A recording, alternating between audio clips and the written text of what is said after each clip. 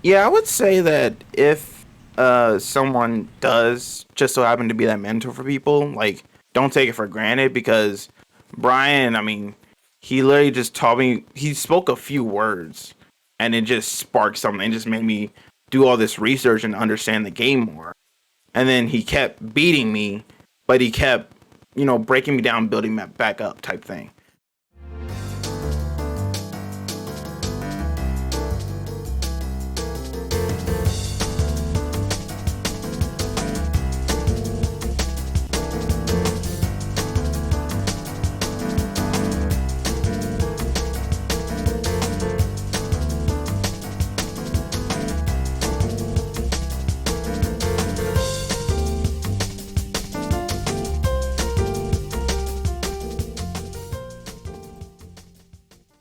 Hello, everybody. Welcome to the Tuesday show. My name is James Chen, and once again, on yet another glorious week, I am joined here by UltraDavid and TuboWare. How you guys doing?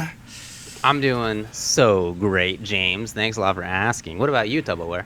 Dude, I'm playing with fire, baby. You definitely, that was one of the first times that you really sounded like Sajam and Sajam sounded like you. Like, I know people say it and I don't hear it, but that time when you were just talking, David, there was definitely a very Sajam. I purposely did a nasally voice. Correct. Although it wasn't intentionally Sajam, but that actually makes sense that you would say that.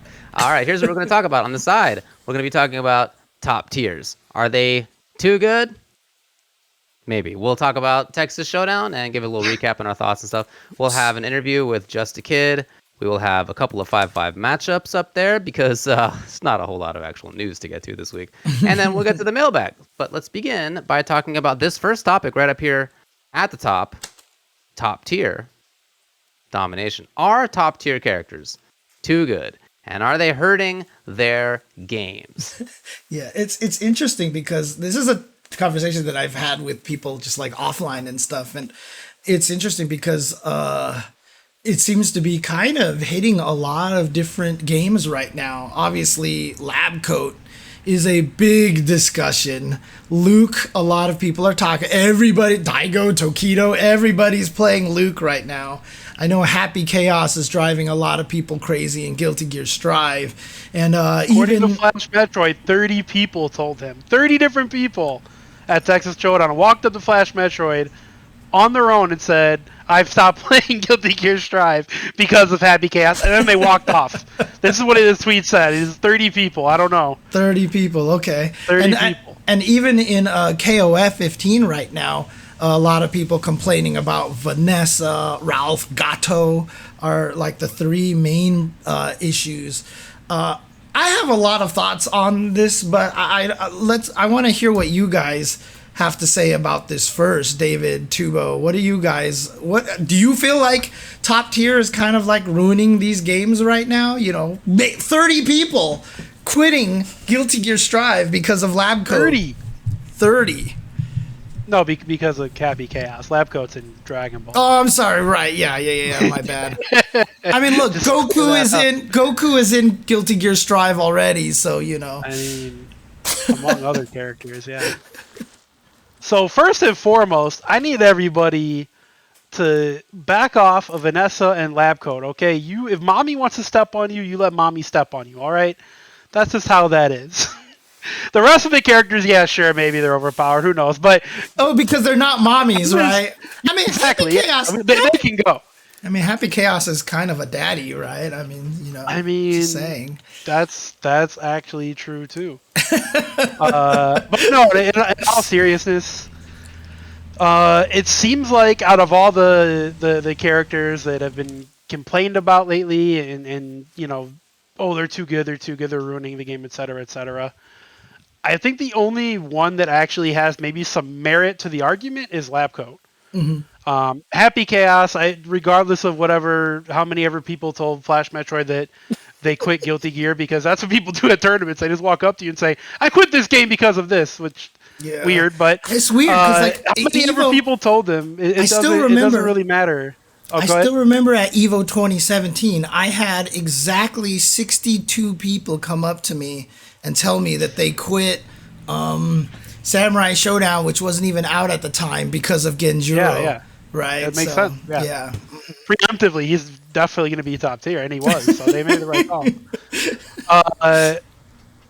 Regardless of what Flash says in that regard, there's almost 1,000 people signed up to play Guilty Gear Strive at Combo Breaker. Happy Chaos is very clearly not hurting that competitive scene. Now, you might say, oh, but there's like definitely these 5 characters that are so good and everybody plays them. Yeah, and so get good. I mean, I don't think it really hurts Street Fighter V with Luke. I don't think Happy Chaos is that big of a deal right now, at least. But Lab Coat, man, those Dragon Ball players are very, very upset. Like, this is probably the closest contention for banning a character I've seen in the FGC since I've joined. Besides maybe like Leroy and Tekken for a little bit, but that didn't last very long. Lab Coat's been around for some months now, and there's been no communication. So Dragon Ball players are getting pretty antsy. What do you think, David? Look, I don't really think that top tiers are hurting games. Not in any way that is unusual, maybe is how I should phrase this. In no way is this new. And especially I think that's true for the games that I'm actively paying attention to. I mean, I'm, sort of tangentially looking at Dragon Ball every now and then, but it's not something that I'm closely following. And I agree with TuboWare that it seems like Lab Coat is probably closer towards being ban-worthy than like typically happens in these conversations. But for everybody else, for Happy Chaos, there were no Happy Chaoses in Texas Showdown Top 8 just over this past weekend. For Vanessa in King of Fighters 15, there were no Vanessas in Top 8 at Texas Showdown. That's Pet. There was a Shune in like winners finals, something like that. Just out of this world. And then there were no Lukes in Top 8 of Street Fighter V at Texas Showdown this past weekend. So these games are not in such a gnarly state that you need to be playing one of those characters. And when you need to play a character is when you can maybe begin having the conversation of banning them. Even then, it's like, I don't know if you need to ban them, but like that's when the conversation probably starts. It's just manifestly not true for all the other games. And in talking with people about Street Fighter V, I talked with a lot of the players this weekend. And I asked, in particular, like, which character do you think is like the worst for your matchup? I was just going around like asking top players this before I was going to do commentary, so I'd have stuff to say. And what the one that jumped out the most was Jury, not Luke. What? Actually, Jury. Yep. Whoa. Yep. And it was Jury. Man, that's foreshadowing, because I was going to ask Justakid how does it feel to get carried by Jury, but we can talk about that later now. It was absolutely Jury that was mentioned. Now, by the way, I just noticed that Justakid said he can't make the show because he's mad. No, I was kidding. Right, no, we'll talk about it, but he was definitely one of the people up playing Jury as well. And then I talked with somebody else about Luke. Like, why isn't it that people are playing Luke in America? Because there's like only a couple. It's basically just like Chris CCH and Samurai, maybe. Like very few top level players are playing him. Why is that? And the answer that people mentioned was a few of them. You don't need to, so keep playing the characters you like. Right. He's really good, but you don't need to.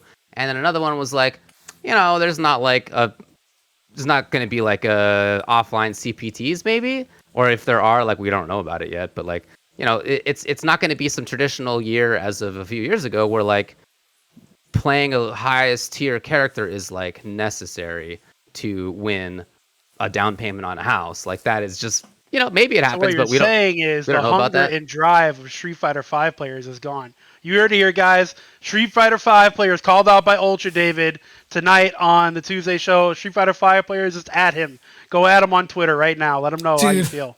That is almost word for word what this top player told me, was that he didn't feel like American players had the drive.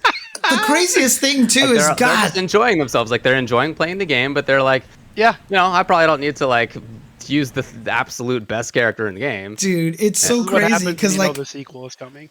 God, the funny thing is you make that joke, Tubo, but man, I made one critique of Street Fighter V online, and then everybody came after me, dude, on both sides too. Online happens. But and look, so are they hurting their games? I don't. If anything, I think just the perception that they're characters that you need to be playing, or that they're too good, or even just the perception that they're hurting their game. Yeah, I was gonna say. I think it's the perception that it's hurting the game is hurting the game. It's like it's a self-fulfilling. Probably not actually that much. Yeah, I think that's the same for MK11. People have been mad about Jackie for like 2.5 years now. 3 years, I think. That's actually the game has been on 3 years. And about Cetrion for most of that as well. And yet, like, there's still who knows how many tens of thousands of people playing that game online like all the time. So I just really don't see much evidence of this. Again, Lab Coat maybe is the only one that's closest to being a different story. Right. Yeah. But for the others, I don't think so. Yeah, I mean, for me, I just think it's just an indication of the times, really. I mean, it is kind of what's perpetuating the 6-4 as a terrible matchup kind of mentality. I think that, God, I mean, like you said, outside of Lab Coat, the other three characters, they're not even remotely broken. Like, they're not even remotely at the point where I feel like that they're, you know, so hard to deal with. Like, I mean, if CVS1 Nako came out today, like, the internet would have exploded already at this point in time, because you want to talk about busted characters, that's what you talk about. However, in this day and age where, you know, as you were kind of mentioning, you can win a down payment on a house, or you can, you know, content creators, people trying to gain clout, and, you know, where winning actually feels like there's a little bit more to it than it was in the past. Because long time ago, you know, you had characters like Cable. Basically, Cable nullified half the cast in MVC2. We had no patches, so we couldn't expect any patches, so complaining about it really wasn't, like, you just know it wasn't going to go anywhere. You know, you knew you had to deal with it, right? And then secondly, low tier heroes existed. It became a point of pride for people to win with low tiers, because it was just kind of a way to show people up and such. You know, we're just at a time right now where I feel like winning is more important to people for even, like, not even real finances, but for clout and stuff like that. So it's interesting, because I think that's really kind of exacerbated the problem. You know, Happy Chaos is obviously very, very strong. Does he deserve nerfs? Absolutely. Does Vanessa deserve nerfs? Absolutely. You know, these characters do need to get nerfed, but again, in the grand scheme of things, compared to old games, they're not even remotely as powerful as top tiers used to be. You know, an MVC2, Magneto, you know, Storm, Sentinel, and Cable, like, are way stronger than anything that we are experiencing today. But to me, it's just a change in the way that people talk about it. And also, social media doesn't help a lot either, because now, you know, everybody, when someone complains, everybody either piggybacks off of it, and, you know, so it kind of exacerbates the problem. And it's better now to have videos where you look like this on the cover, and it says, "Is Luke breaking the game?" You know, and, you know, people will see the title and be like, "Yes, Luke is breaking the game," and they won't watch the video, and the guy's actually like, "He's not really breaking the game," but, you know, that's what the title says. So honestly, it's to me, it's fascinating to see how people are reacting to this thing. Look, I hate Vanessa, like, a lot, right? And yeah, I'm still beating her most of the time when I'm playing online. It's just that obviously, you know, she's got a lot of things that are better than other characters. Same thing with Luke and Happy Chaos. I'm going to need you to back off of Vanessa, all right? Vanessa is fine the way she is. Yeah, she also she doesn't have that many things that are better than other characters. She has like 2 or 3 things, but they're just like really super good. Right. Are you a Vanessa player, Tubo? Maybe. That's beside the point. I'm defending her because that's mommy, and we don't argue with mommy. Okay, that's fair. But yeah, I for like the week I was playing KOF 15. Yeah, of course I played Vanessa. Of course. Oh yeah, and that was the other point too, is that with the proliferation of social media. So for example, when you and I and all of us were playing on the Dreamcast days and stuff like that, you'd be like, "Oh, Haomaru looks sick in CVS2. Standing Fierce does 50% damage," and so you'd play them. But now with social media and everybody watching, we get to see the strong characters, and so people will gravitate to them a lot easier. So even the casual players are all will just gravitate to these strong characters because they want to win. And so it's just, like I said, they're not even remotely broken. It's just that this day and age makes it so that it feels worse than it actually is. So that's kind of how I stand on it. I think that it's not very important how their strength relates or compares to strength of characters in the past. Just doesn't matter anymore. I mean, I don't know why people who are playing games today should like have to think to themselves, oh well, this is pretty annoying, but like, boy, 20 years ago it would have been even more. No.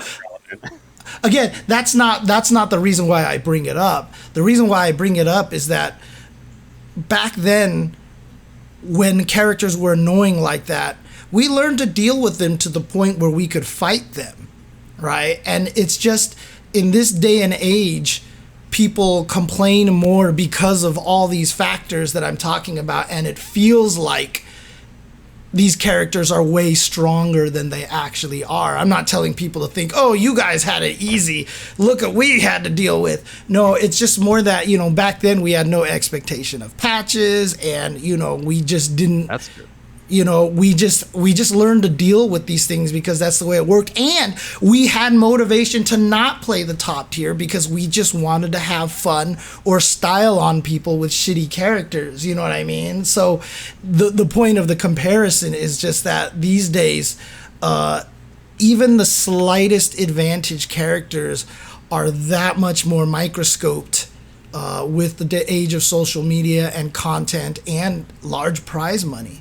When you are Tokido and you are Daigo and you're like, you know what? I need to give myself the best chance to win, so I'm going to play Luke. And then the whole internet oh my God, Daigo's playing Luke. And then it just explodes at that point in time. So. I think one of the biggest factors in the reason we see Dragon Ball players flipping out over Lab Coat and we don't see Street Fighter players or as much Guilty Gear players, or KOF players too, any modern game really, they're not as upset because they're being communicated with by the devs. Guilty Gear players, we know that there's gonna be a patch. We know that there's gonna be a patch. Yeah. Street Fighter 6 is coming. Who gives a shit if Luke is top tier for the next 8 months? I'm playing Street Fighter 6, dog. like that's the mentality, but. Dragon Ball Fighters, these players are like, shit, this might be what we have to deal with forever. We might have a Phoenix on our hands. We might have a Zero on our hands. We don't want to deal with that shit. We don't want to see the same, team composition like Marvel players have to deal with, which really Marvel 3, it's not that bad. Doesn't happen. Regardless. Yeah. There was an Iron Fist in top 8 at Texas Showdown. There was a Nemesis in top 8 at Texas Showdown. In peak Marvel, you would have never seen that. Peak Marvel 3. But regardless, I think it's the fear. I think it's a fear that this is it. We have this version of the game, this version of Lab Coat, and it's GG. We have to wait till Dragon Ball FighterZ 2, which isn't even announced yet or hinted at. So I think it's part of the fear of them wanting to hear something from Bamco, even if it's just, hey, we're done with the game, so have fun. Like they need something. They need to know what they're dealing with. I think that's where all the complaining actually comes from. I do think that's true, and I think that maybe an analogy here is in MK, where before the devs finally said, like, look, we're not going to be doing any more patching to this, like, this is it. There was, in my experience at least, and I don't know if everybody's experience mirrors this, but from what I saw online, there was more complaining about Jackie, etc., before that announcement than after that announcement. After that announcement, it may be that people who just didn't want to deal with her anymore were like, well, time to go back to MKX or time to play whatever else. And or maybe not. Or maybe the whole thing was just not actually a big deal and people like to complain. Like, who knows? Imagine thinking Jackie and MK11 is too much, but then going back to MKX. That's crazy. I totally agree with you. Just in general. I totally agree with you, bonkers, too. Man. Absolutely could not agree more. But whatever. Some people probably take that position. I do agree that this kind of question of the finality of it is probably part of the concern for Dragon Ball players. Yeah. Yeah, I mean, because it weirdly enough, it's kind of a tactic now, right? I mean, I remember hearing a story about there was one player in Injustice, I think it was 1, where in the first patch, all they did was complain about how Bane sucked all the time, right? And, basically, even though Bane was good, they complained about him all the time in hopes to get him buffed. And it worked, right? I mean, Bane got buffed in patches, Sure did. Got buffed all the way up to top 10. Not even to, like, top 5 or anything. Right. Yeah. But anyway, look, like, I don't think that... I am not convinced that today is that much different with respect to discussions like this than it was 15, 20 years ago. I can certainly recall any number of threads and discussions on SRK and many hours of yelling about various characters on Pound Capcom, etc. We were all doing that all the time. And it definitely still happens all the time. And I agree with you that there's like maybe some financial reasons that that's the case, because things like clickbaity thumbnails and titles probably add to that. But I, for the most part, don't really see much reason to think that there's like a significant difference in whether people are more or less mad at top tiers nowadays than back in the day. Yeah, I mean, again, I think it's just really the exacerbation of social media, right? I mean, social media makes it so that anybody with any sort of influence says something, and then you just get the big giant arguments to death, right? I mean, it's the whole argument of mine that, I love Street Fighter V. MK11 looks fun. I want to try that out. You're watching a stream, and then someone comes into the chat, Street Fighter V is garbage. You should all be playing MK11. And then that same guy who was interested in MK11 is like, what are you talking about? 5 is fine. And then, well, MK11 looks stupid in the animations. And now all of a sudden they hate MK11 when there was no drive for that in the first place. And so, that like, definitely sucks, but definitely happened on SRK back in the day. Yeah, but not to this extent. That's the point, right? Maybe, but there were also like a tenth of the people in right. It's a numbers game, exactly. But because how many casual people are following me on social media, right? Sure. They weren't reading my SRK posts. Yeah, that's true. Literally, Justin Wong has over 100,000 followers. I read all your SRK posts. Yeah. The casual player TuboWare on the Yeah, exactly. But I mean, like, all Justin has to do is post, one thumbnail or a tier list and put Luke in S+, and then everyone's gonna be like, well, Justin said Luke is S+, and da-da-da-da-da, top tier Anon sucks. Yeah, I mean, we know the old Justin Wong stories. Yeah, I mean, David is right, on one thing that we did complain a long time ago, but like I said, because we knew there was no patch, you learn to deal with it, right? So it is like Jackie, right? So people have learned to fight Jackie. People learn to fight against, Sentinels and Magnetos with their crazy Tron juggernaut team, That's true. But also, like, a lot of people just stopped playing against Third Strike Chun-Li and stopped playing against the top tier in Marvel too. So yeah, but I mean, look at what people say about games like Third Strike and Super Turbo. It's wild to me that like some of the biggest fans of those games talk about how balanced they are. That is very silly. Yeah, right? No, I mean, they are like some of the two least balanced fighting games ever. But once you've played it enough and get used to it, they're like, oh, anybody can win in Super Turbo if you're good. And I'm just like, that's not true at all. So, that's just what it is. Before the age of patches and internet, people who like the game, a lot of them would just learn to just kind of deal with it. So if you liked it, you would learn to deal with it. That's true. Right. So, and today it's easier to complain because you do hope for patches. And so for like the Dragon Ball situation, maybe it is different because, Tubo's right. They have no silver lining. They have no light at the end of the tunnel on this one. It's over. Hold that. That's your game. We'll see. Anyway, there was a big tier list put out by some of the best Southeast Asian Street Fighter V players, and Luke is not even top 1, and Luke is not even top 2. I saw that. Well, they're lying to themselves. All right, let's move on. Moving on.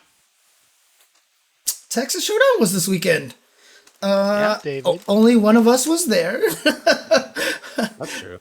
But I wasn't. no, you have but 10 minutes. Tell us about your whole weekend. No, Okay, I want to sure. know. Yeah, I want to know how the event felt to you and everything. So There I was. I landed in Houston and I was like, man, I'm really trying to take public transportation these days. I want to try to take a bus to my hotel room. And it didn't. Is this the kind of stuff you're asking about? Are these Yeah, the... tell us all about your experience. I want to know your Texas Showdown experience. Anyway, I ended up taking a taxi because I missed the last bus to where the hotel was. So. oh no. Was it easy to get there via bus though? Is that? It would have taken like an hour and a half as opposed to driving, which was like 45 minutes. But I don't know. That's not that bad. And I did do it on the way back, so it's cool. Anyway, it was awesome, man. It was just so cool to be able to see people and hang out in just the same way that at Frosty's, like the number one thing, the thing that we all kept talking about and took away from it was like, oh, I haven't seen you in 3 years. How have you been doing in the last 3 years? And just chatting with people about it. Like there were definitely people who I was hanging out with where it felt like I hadn't seen them in that long because, we're buddies, all right? Like we're hanging out. This doesn't feel like it's unusual at all. And I'm like, oh, hey, how's the thing you were doing? Or, hey, you're living here still, right? And they're like, I haven't lived there for like 4 years. Or I haven't worked there for like 3.5 years. Right. I'm just like, wow, pretty bizarre. Yeah, it's like a time warp, isn't it? Basically, Absolutely. kind of in a weird way. But yeah, look, just the space, the venue of it, the occasion to be able to hang out with so many people is the biggest thing. Like that was great.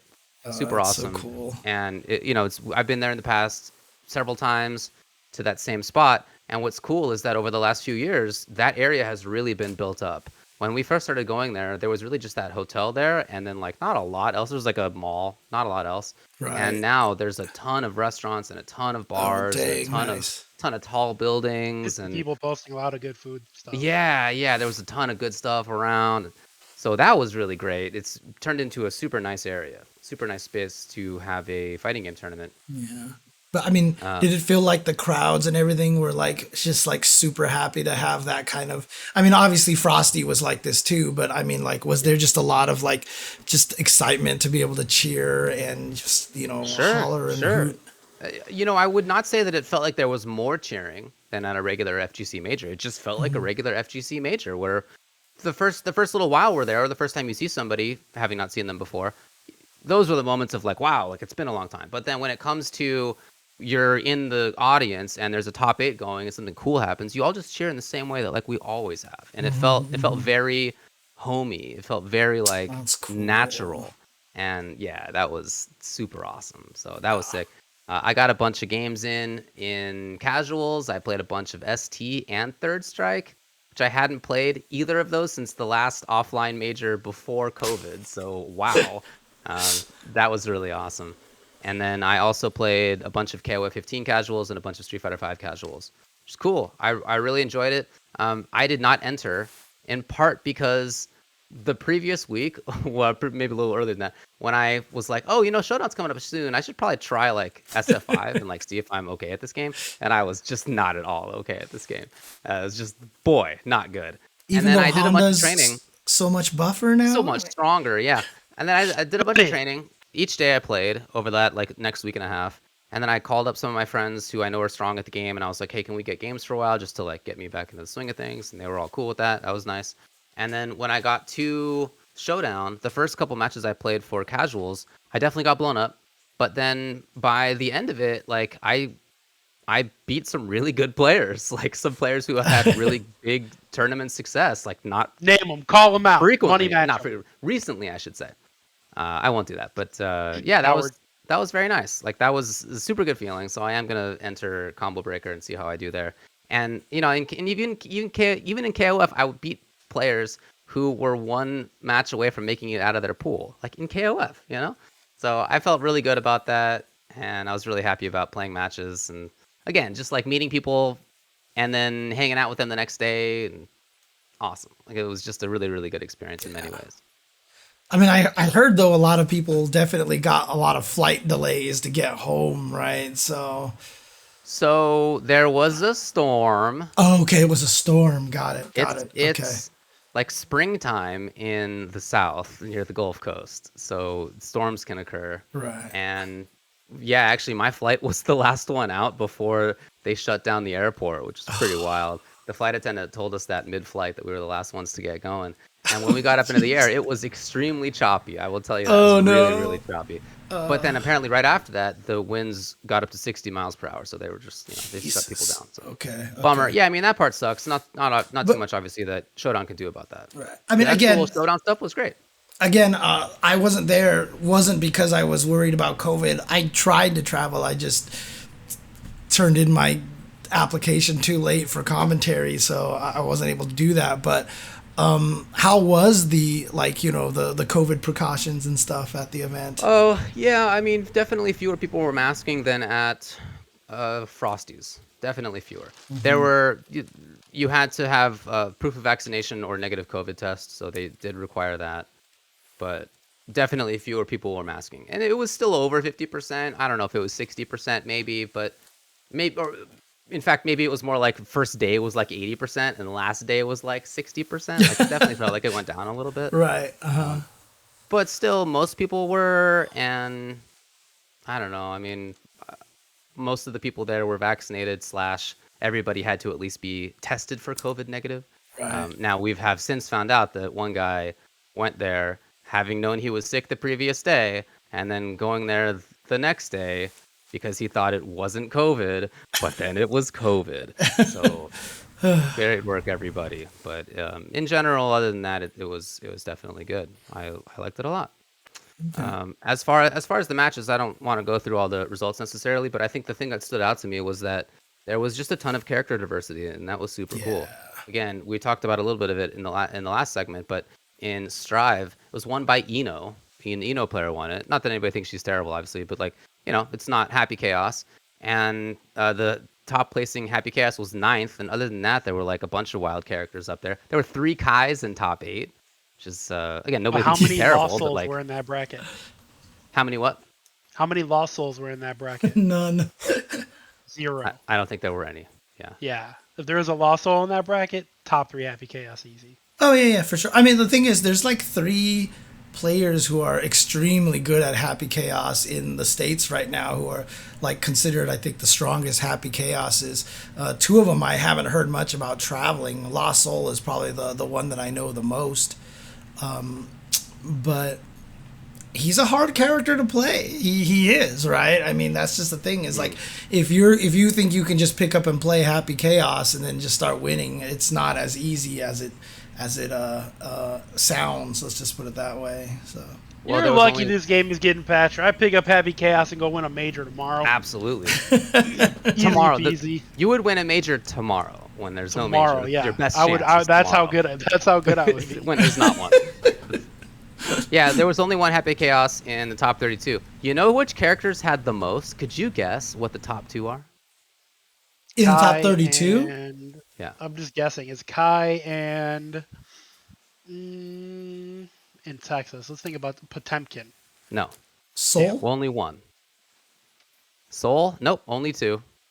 It was Milia. There were 5 Milias in the top 32. Yeah, they do have a lot of Milias there. And then 3 Chips and 3 Geos. And then other than that, it was all 1s and 2s. And then in top 16 KOF, could you guess the top 2 most frequent characters? No idea. It was Joe and Robert. Those 2. Again, everybody Joe thinks is they're mad good. Yeah, everybody thinks they're good, but they're also good. not Vanessa or Ralph, who more frequently or get Gato. complaints. Right. Yeah, Gato. Although there were 3 Gatos, who's obviously super. Oh, okay. Yeah. No, Gato. Yeah, there was just like there were a ton of characters that had at least 1 usage in KOF 15, and then in top 16 for Street Fighter 5, the characters who had the most representation were only 2 each, and it was Ken, Jury, and Fang in top 16 who had the most representatives. Top tier. Other than that, there were only characters who got Ken 1 count? rep. You're talking about Punk, right? Punk played like a different character the entire tournament. But Does he Ken really count? He basically qualified for top 16 with Ken, and then was like, "Oh, I'll do whatever else." Mm-hmm. And he ended up winning too, right? He actually won. He sure did. Yeah, he played. What did he play? Ken, Nikali, Kage, Ryu, Karen, Rose. Something like that. Just a wild list of Played characters. the cast. Anyway, when he it. said he mains the cast, he meant it, dude. I swear. Right? Yeah. And he got really high. I think he qualified for top 8 at Frosty's, only using Vega or something like that. So yeah. Anyway, he's pretty good at this game. I don't know what else to say. I really enjoyed the event. Thanks to everybody for doing it. Good games to everybody I played. It was a blast. I had a really good time. And seems like Combo Breaker is the next big major that's coming up, right? I mean, for sure, I think I'm going to be starting to travel a lot more now because there's a lot more offline stuff that are happening. So it's going to be interesting to see how it's going to go. So, alrighty. Hey, this is the segment where we typically do our Manscaped promo, but we're not this week. But we might be doing it again in the future. Thank you to everybody who bought Manscaped stuff. Because that theoretically might have worked out. I mean, based off your of ball feel. you saw grab your balls by the balls. Grab your balls by the balls. You know that phrase has been in my head for a while now. So, but I mean, look, earlier in the chat, Shan-Chi said that hair is OP. Well, you could solve that with oh wait, we don't need to do that today, do we? Okay, maybe in the future. No. I'll save it. For the future, man. Yeah. All right, let's take a break then. We're gonna have Justakid on in just a little bit. Just a sec. Come on, dude.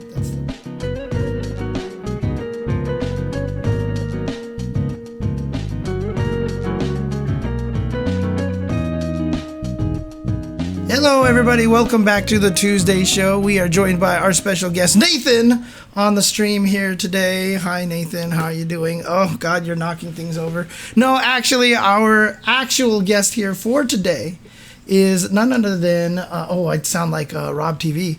None other than Justakid. Justakid, hello. Welcome. How are you doing? I'm doing pretty well. Just chilling. I actually got in my house today in the morning. Oh, from Texas Showdown. Kinda. I got home. I got to another place. It was my girlfriend's place at 2 a.m. Oh, okay. And I was like, I'm just sleeping. I'm not trying to get anywhere. So that makes sense.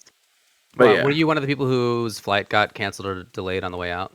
Yeah, I was. I checked the weather and everything. I was like in the prime time of the storm, so it just kept getting delayed, moved, delayed, and I was like, I may have to spend the night at the airport or something. This is gonna be a first time experience, but we were ready to get out. All right, well, good. I'm glad it all worked out. So we're gonna talk about a bunch of stuff, but let's start by talking about how it is that you got into the competitive side of the FGC in the first place. Let me guess. Let me take one guess. You got into the FGC because you're Batman, right? So I'm gonna explain that story, aren't I? I'm gonna explain the whole entire name. Absolutely. Boy, hey, you want to talk about like origins? Well, origins. I saw. Here's the thing. I went on Facebook first time. I'm like, this was 2014, so I was 13 years old, and I just saw like a thing saying, "Hey, there's a Pokemon card game tournament or something like that." But then I saw Street Fighter 4, and I was like, "Oh, okay, I'll go there." Granted, I've only been playing for like a couple months or something like that. I just knew how to do jump, sweep, focus attack. I learned ultras, and I was like, "All right, I'm ready. I can smoke someone." I'm ready. I go there. There's only one guy there because it was mainly for like, of course, Pokemon and everything. But I go there and I'm like, I'm about to steal like his $5 or something like that. I'm about to make some money. He like 20 owes me. Mm-hmm. He made me be like, bro, I don't want to play this game. I'm going back to Call of Duty. Yeah, it was just definitely like GG's. No rematch. Hold that. But then he was so nice. He was like, you know about the fighting community? I was like, the what?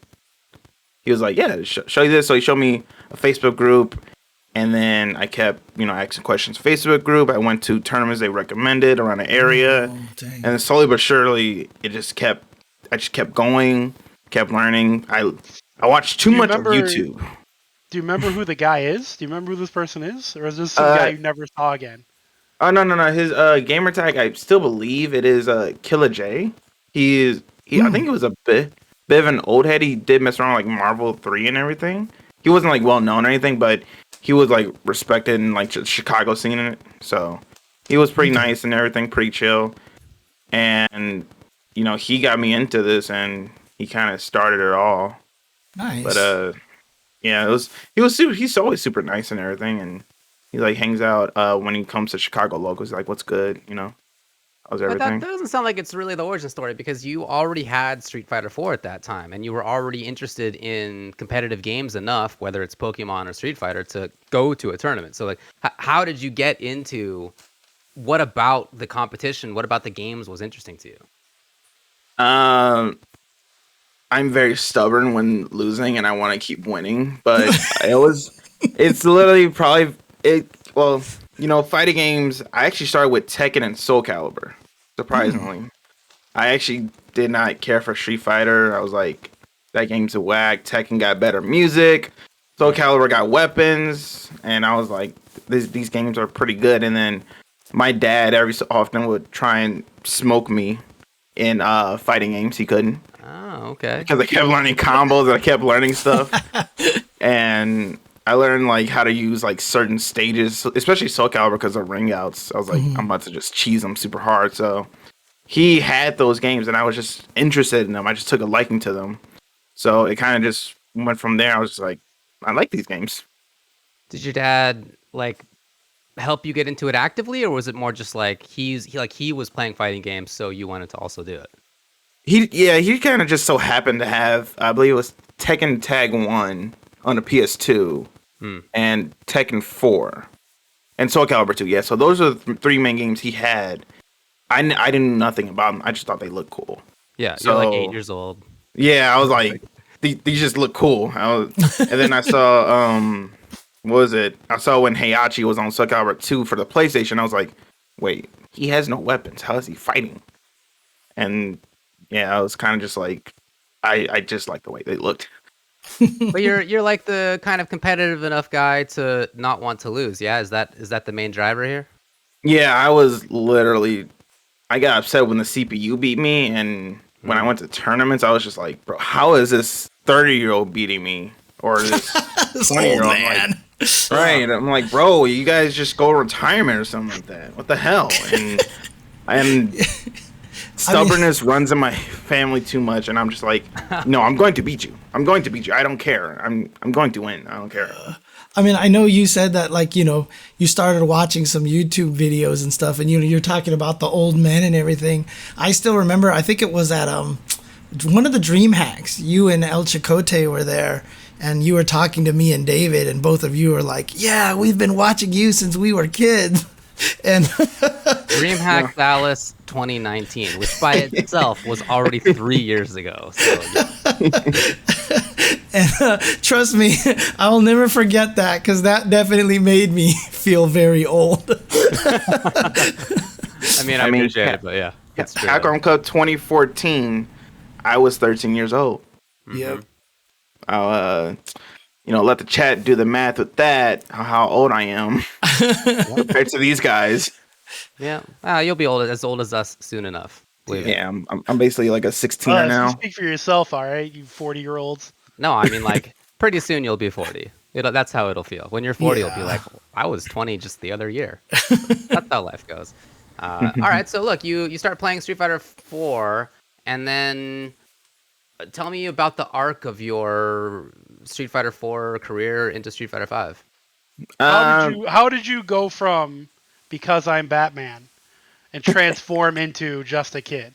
Okay, well, I guess James typically asks that question at the end. Right. Yeah, let's talk about it now. No. These are two different people. You don't understand. Okay. Because I'm Batman, and now there is Justakid. I want to hear the transformation story. Well, I want to hear Street Fighter 4 to 5. How is it that Because I'm Batman was your gamer tag at the start? Like, you got to get to that too. All right, so to explain Because I'm Batman, basically it was there was this YouTube channel still going on. It's called How It Should Have Ended, where they take take like funny movies or whatever, and they say like, this is how it should end in a funny way, joking way.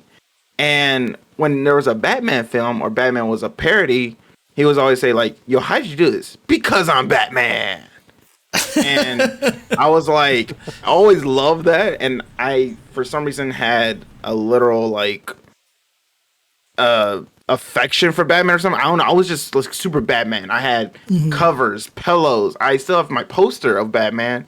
I had jackets, all that, and I was like, because I'm Batman. It sounds super cool, and I spelled it in a certain way. I see the Detective Comics behind you as well, right? So yeah, so I'm literally a Batman fanatic, and so the joke was that what did you think? What was the joke? I forgot, but it was like, how did you win? I was like, because I'm Batman. Kind of like it was a little pun, and I was like, okay, that sounds hella cool. I'm gonna rock with that. Yeah. And you just see this 15-year-old kid named Because I'm Batman walk in, get smoked, and then people are like, how'd you lose? Because he's Batman. And I'm like, damn, that did not bode well for me. So that was the name for a while, and then when I got Street Fighter V, of course, they said create your CFN, and I was like, well, I'm like, what? It came out 2016, so I was like 15 at the time. I was like, I'm a kid. Just a kid sounds pretty normal. I was like, just a kid. And then people started calling me that, especially when people saw me like on CFN. They were like, let's play sets or something like that. They kept saying, just a kid, just a kid, just a kid, just a kid. And I was like, you know what? Just a kid is probably fine. I'm like only like 16 at the time, so I'm like, Batman's gone. I know TuboWare is like just in pain.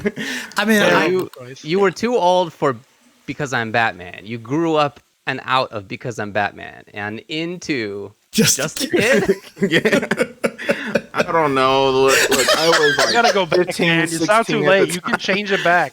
No, you not changing it. You can change it back. You're trying. I mean, I know at one point in time you tried to change it to like Justa, right? You tried to drop the kid part.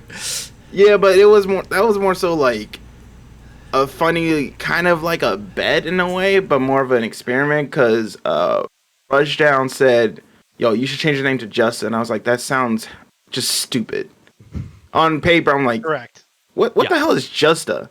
And then the ironic.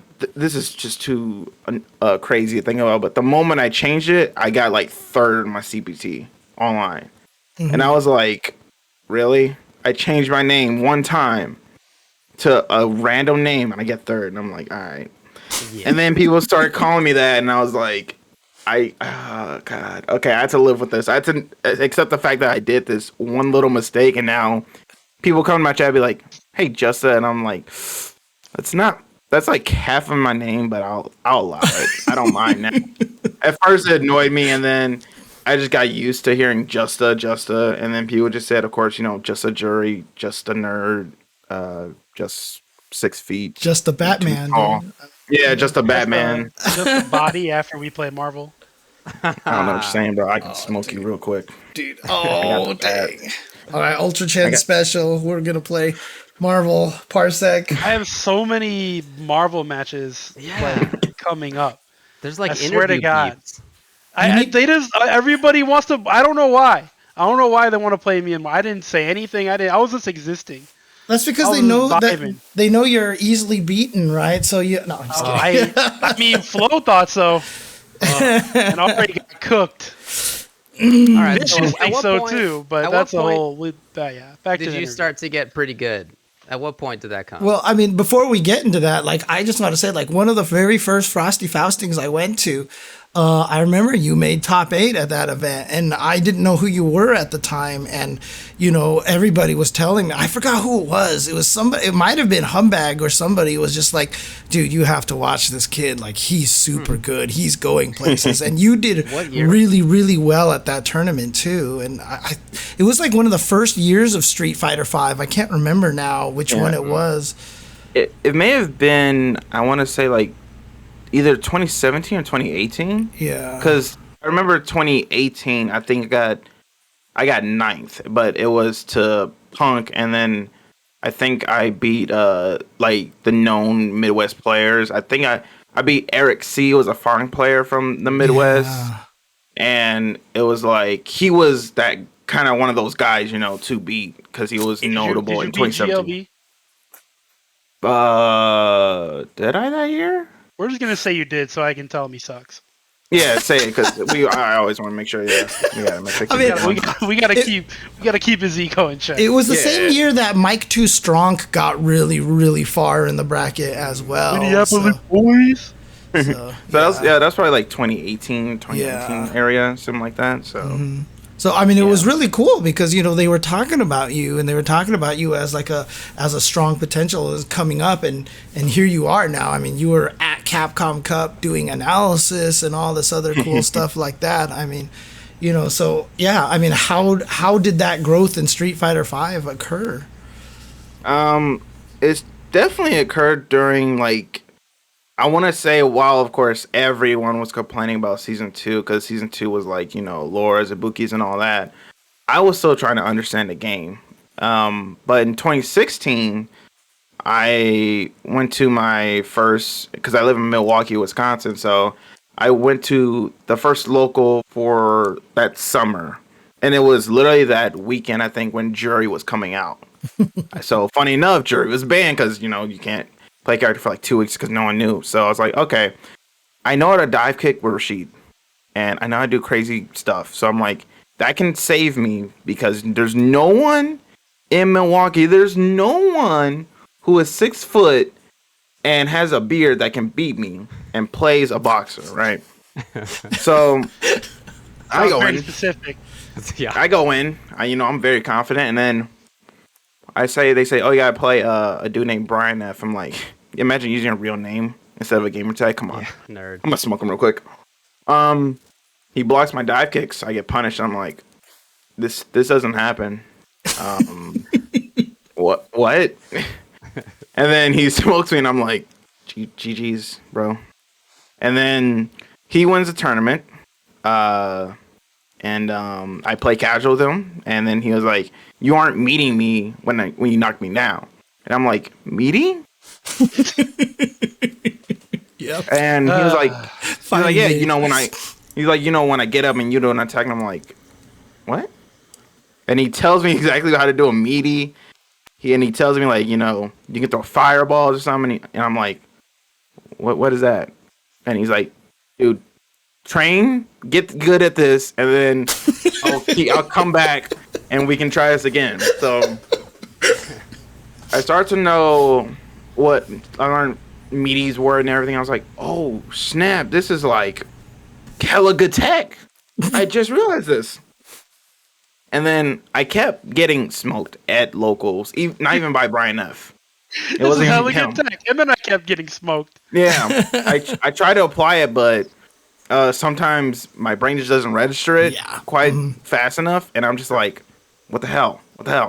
And then I slowly start to get, it went from 0-2 to 1-2 to 2-2, and I slowly start to build up to the point where 2017, I believe it was that summer, I won my first local, and I freaked out because like I won. Oh snap! And they gave me the money. I was like, this is like $50. And then it's a lot of money. Rich. Yeah. And I what was it? My dad, I think he was like either watching or in the car or something like that, and I said, I won. He's like, oh snap, how much did you win? And then he joking said like, I'll take that for gas money. And then I was like, come on, I'm a kid. But of course he let me keep it because it was showing like, I actually did progress. And then I kept winning locals, and then it was to the point where I was convincingly winning them. Unless it was Brian, because Brian was the one guy who smoked me. Right. So it was like, he was like, yeah, he's one of the best. He's pretty solid. Then 2018, I really desperately tried hard to convince my dad, say, hey, I want to travel to tournaments, I want to go to like, of course we went to Comberger because I'm in the Midwest. So that was like simple. That was no problem. But I was thinking of like, I want to go to Evo. Like Evo's that tournament. Like I want to see a bunch of people, and he was super like iffy about it because of course it's Vegas. But he took me out. I had a great time. Nice. It was wonderful. Yeah, I think I did okay. Hey, And look, then I was like, look. Shout outs to Just a Dad. I mean, honestly, like being able to support that kind of thing, it's not easy. And, even though he sounded iffy about it, he did do it. And I think that's really neat. I mean, shout outs to your dad, honestly. I think that's really cool. yeah, and then I think he also took me to Jersey, New Jersey. I think it was like for an East Coast tournament. I forgot which one it was, but he took me out to that, and I was like, thank you for this. And then 2019 was like that year. I was like, all right, I'm basically turning 18. I was like, I want to try and travel by myself. I want to try playing stuff, do my own thing. I did. Thankfully, I had a sponsor back then, so they helped out as well. So I went to a bunch of tournaments, and it was really nice. And people definitely like knew me as that he was that Dre player. He was that guy. Be on the lookout. Well, let's talk about that. Let's get into that because Texas Showdown happened. You took second. Obviously, people know who you are now. Yep. How does it feel to get carried by jury? All right, how do I end this call? Look, listen, let me tell you something. Let me tell you something at Texas Showdown.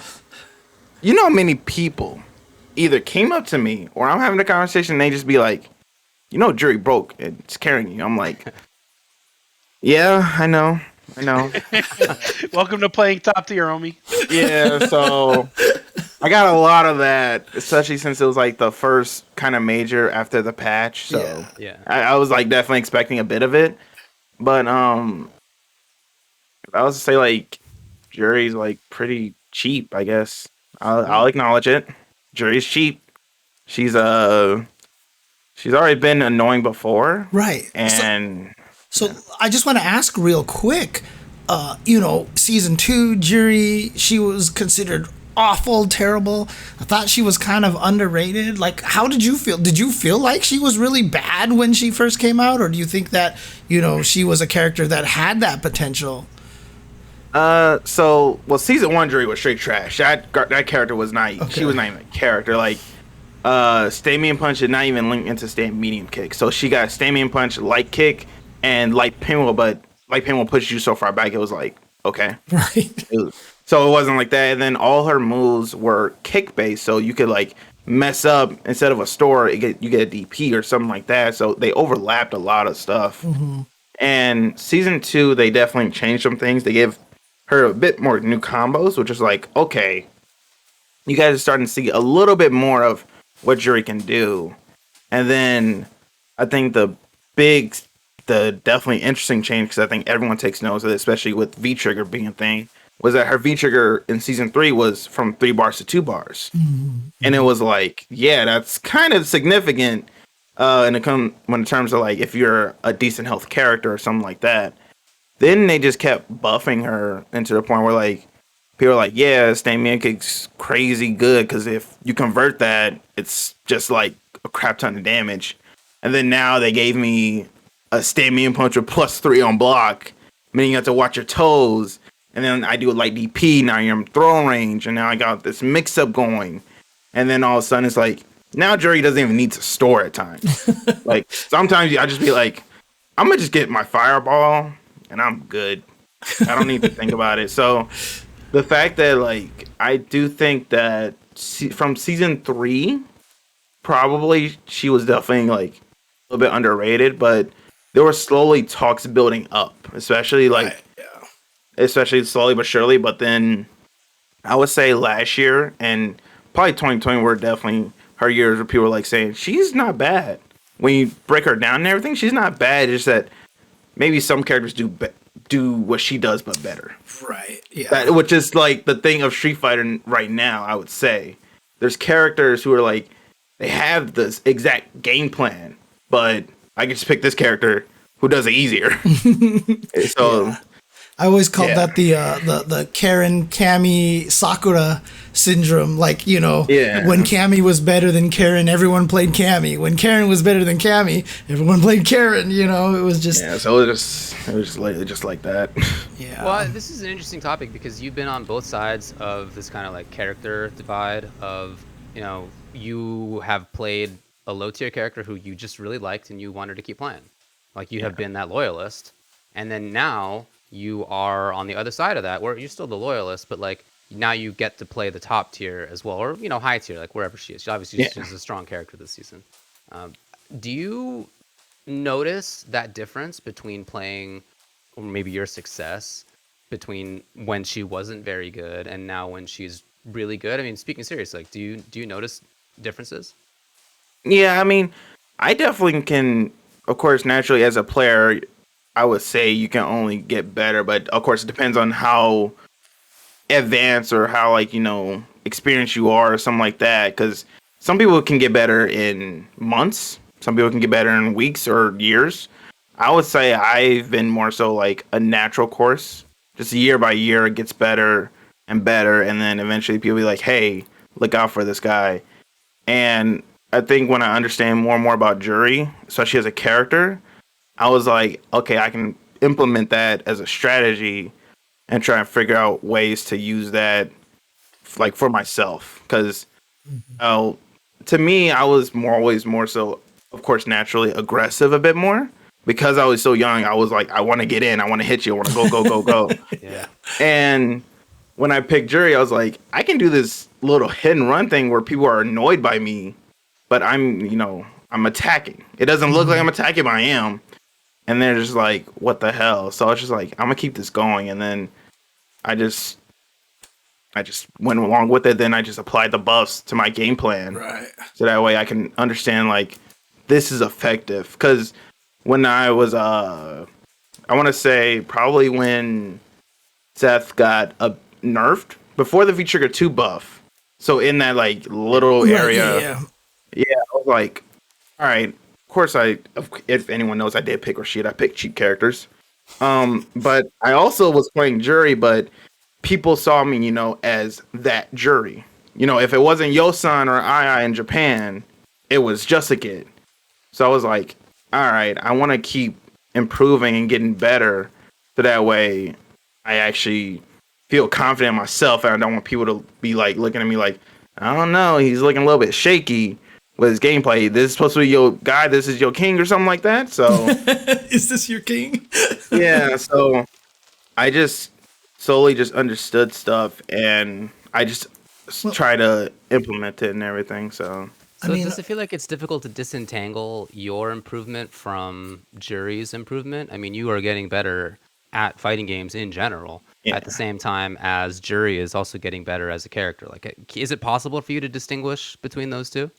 Oh yeah, I would say the main thing, and I'm pretty sure you guys, because you guys have years of this, but one thing that everyone, no matter what coast I've been at or whatever, they've always told me anti-air DP. That is like a prime tool that every character that has a DP is like, it's effective. And back in like season 2, season 3, I was always relying on stand fierce or crouch fierce, something like that. And it was a crutch, I'll like admit it. But when they were like, bro, just do this motion. It's not crazy hard. Just keep practicing training mode. And I kept doing it. And I was like, all right, now play it in game. And I couldn't play it in game. And I was mad at myself. But then I'm not sure what happened throughout the past like 2 years. I just like, it just clicked. Right. And I started to do it. And I was like, okay, I'm starting to get used to it. And now I'm more so mixing it in with different anti-airs. So I'll do a DP, then I'll do a stand fierce, and I'll do crouch fierce. Now I'm doing DP, and I'm doing all this. And I feel like those skills necessarily don't apply to, like, I would say characters. That's definitely, of course, a player thing. Because if you can anti-air DP with, like, Ryu, I'm going to look at you differently than, like, someone like Daigo, who anti-air me all the time. So that's something that was my biggest flaw, I would say, that I've improved on. So, and I'm very proud to say, like, I'm able to do that. Nice. Now, obviously Brian F., has joked before that, he's like, he created you, like he's kind of like takes the credit, jokingly takes the credit. But I mean, honestly, how much has Brian F. helped you grow? And, if you do feel like it's significant, do you feel like it's important to have that kind of mentor who can help you get better at fighting games?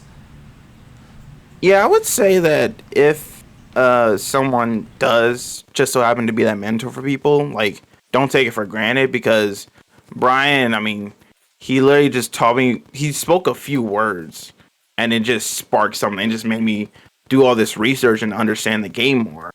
And then he kept beating me, but he kept, breaking me down, building me back up type thing. Mm-hmm. So he would smoke me in locals, next day stream, and I'm like, yo, what's good? And then I'm trying to figure out what's he doing in his stream that I'm not doing my own gameplay. Even as simple as like, I'm gonna throw loop this guy. He may be doing it just like brainlessly, but I'm like, why would you do that? So, and then he would just always give me advice on sometimes streaming or like social media advice or something. He'd be like, hey, it's not best like to post at this time or something like that. And I'm like, okay. Or, because I'm a kid, I don't think sometimes when I'm doing stuff. So he would always just advise me on certain things, especially just generally in life. He may just say something. I'm just like, oh, cool. And then the funny thing about it is that I tend to imprint on people a lot. And some things that he may do at tournaments, I may do as well.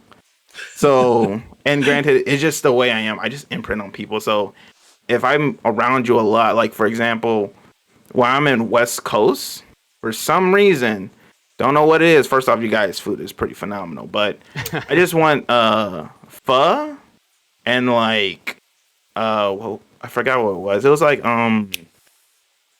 pedicure. I forgot what it is, but I don't know. I forgot what it is, but pho is like the main thing I want there. Only because I kept going there and people kept saying it in my ear and they kept going around and I'm just like, all right, I guess that's the thing I got to do now. Right. And so yeah, stuff like that.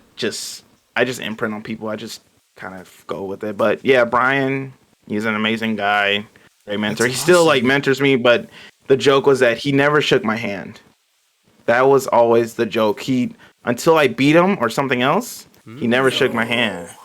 But it was back when I think it was 2021 where he smoked me 6-0 and well, I believe it was winners finals and losers finals or something like, or no, top 8 winners and then top 3 losers. And he was like, we'll get him next time. And then he made Capcom Cup. We went to the season of finals. And I was like, hey, Brian, what's good? And he shook my hand. and then Tech Showdown, he hugged me, so it was pretty nice. Oh, he hugged you, huh? Yeah, we level it up. Dude, no, because I mean, like, I always hug everybody, and he's one of those anti-hug kind of people, right? So, yeah, I feel like he's just a handshake. He's like, how you doing? Is he softening? Is he softening up here? I'm not sure. The old age is getting to him. No, I mean, have you beaten Brian at a big event at all? I gotta think of all the time. I think we've only played like big events wise. I think CPT was the only like big events we've ever played. I think everything else has been like locals or small little tournaments or something like that. So it was like. Have you beaten him at one of those at the local? No. Really? No. You get him next time, kid. Yeah, but I think that's really cool. Like, you're obviously so strong, but there's still this like. My demon. You need to get. Yeah. He's literally my demon. Yeah. That's cool. Cool to have Dude, that. what are you gonna do the day that you knock him out of a big tournament, like in losers bracket? Like, are you going to just completely rub it in his face, or? Look, I'm just saying, CPT Midwest, we only get one shot, and if that one shot just happens to be him, stay out of my way, Brian. Justakid, man, 2022. I'm not gonna say words, but see what happens. Well, good luck with that, dude. James typically asks a question that we basically already got to, right? But it's just about how your name started. So, is there anything else that you would like to plug? Just shout outs to people who like watch me, support me. Can I plug in my streams and everything? Oh, no, that's exactly what we're. Okay, that's exactly what you're supposed to do. Yeah. Follow me on Twitch twitch.tv/JustAJack515. I know that's weird, but 13 on me wasn't thinking with streaming, and I made 2 accounts because I got locked out of my first one. So that's that. Shout out to my team, Eastern Media GG. They were at Texas Showdown. They were pretty nice and everything. Yeah. So they've been taking care of me. Follow my Twitter at I believe it's Justakid with 2 D's, 55. Yeah. It sure is, because I can see it just to your side right now. And just curiosity, did that have, why the 2 D's? Was that anything like a Jason Kidd kind of thing? I mean, Oh no, it was literally tried to put in Justakid, just regular, but it was taken. So right, of course. All right, 2 D's. Made it simple, so Okay. yeah. Cool, man. Does anybody know who Jason Kidd is nowadays? I feel like that was 30 years ago. But, Dude, you know. Coaches in the NBA now. Yeah, he's a coach in the NBA now. So yeah, Jason Kidd was a long time ago for sure. So All right, man. Thanks a lot for joining us. Appreciate no problem. Thanks for having me. For a while. yeah. It's good seeing you at Capcom Cup. Hopefully, I'll see you at Combo Breaker as well. So. Oh yeah, that's like in my backyard. I can't miss that. Yeah. If I do miss that, that's like someone's going to come to my house and talk to me. I don't know. Yeah. All right, dude. Thanks a lot. Yeah, no problem. Take care, guys. Good night, bud. Peace. Yeah. Congrats again to him on second place at Texas Showdown. That was great. Yep. Only losing to Punk, and you can't really be upset about that, right? Yeah. There's still a ceiling, right? Like he's really strong, but like there's still more to go, and he knows that. It's pretty cool. Absolutely. Cool. All right. Well, let's move on to the next. Let's go to the 5-5 matchup where we let you all ask us the questions, and then we let you all also vote on which ones we're going to be talking about. Here's the 3 for today. Now, David, you are strangely a little bit quieter all of a sudden. So, I mean, if you can actually move to the mic a little bit. I'm at the microphone. Okay, there you go. Lick it. All right. Prove it. Number 1, does the social media discussion about individual games or specific characters potentially harm the reputation of those fighting games? Okay, all right. By the way, we're going to do 2 of these, so keep that in mind when you are voting. Number 2, should the FGC come to accept the reality that they cannot have grassroots events while also expecting a huge influx of money? It's pretty clear that TOs run tournaments at a loss or barely even, and yet there's an expectation for the highest quality and the biggest of prizes. Number 3, what do you think about the parasocial nature of donating and subscribing to top players and streamers? Have you ever experienced receiving large donations? And if so, how did it feel? There's your 3. The poll is up. Exclamation mark 1, exclamation mark 2, exclamation mark 3. And if you are a sub, you can vote for a question or 2. You get 2 votes essentially. So let's see how this goes. Go for it. Do it. Interesting. We see a big trend change here.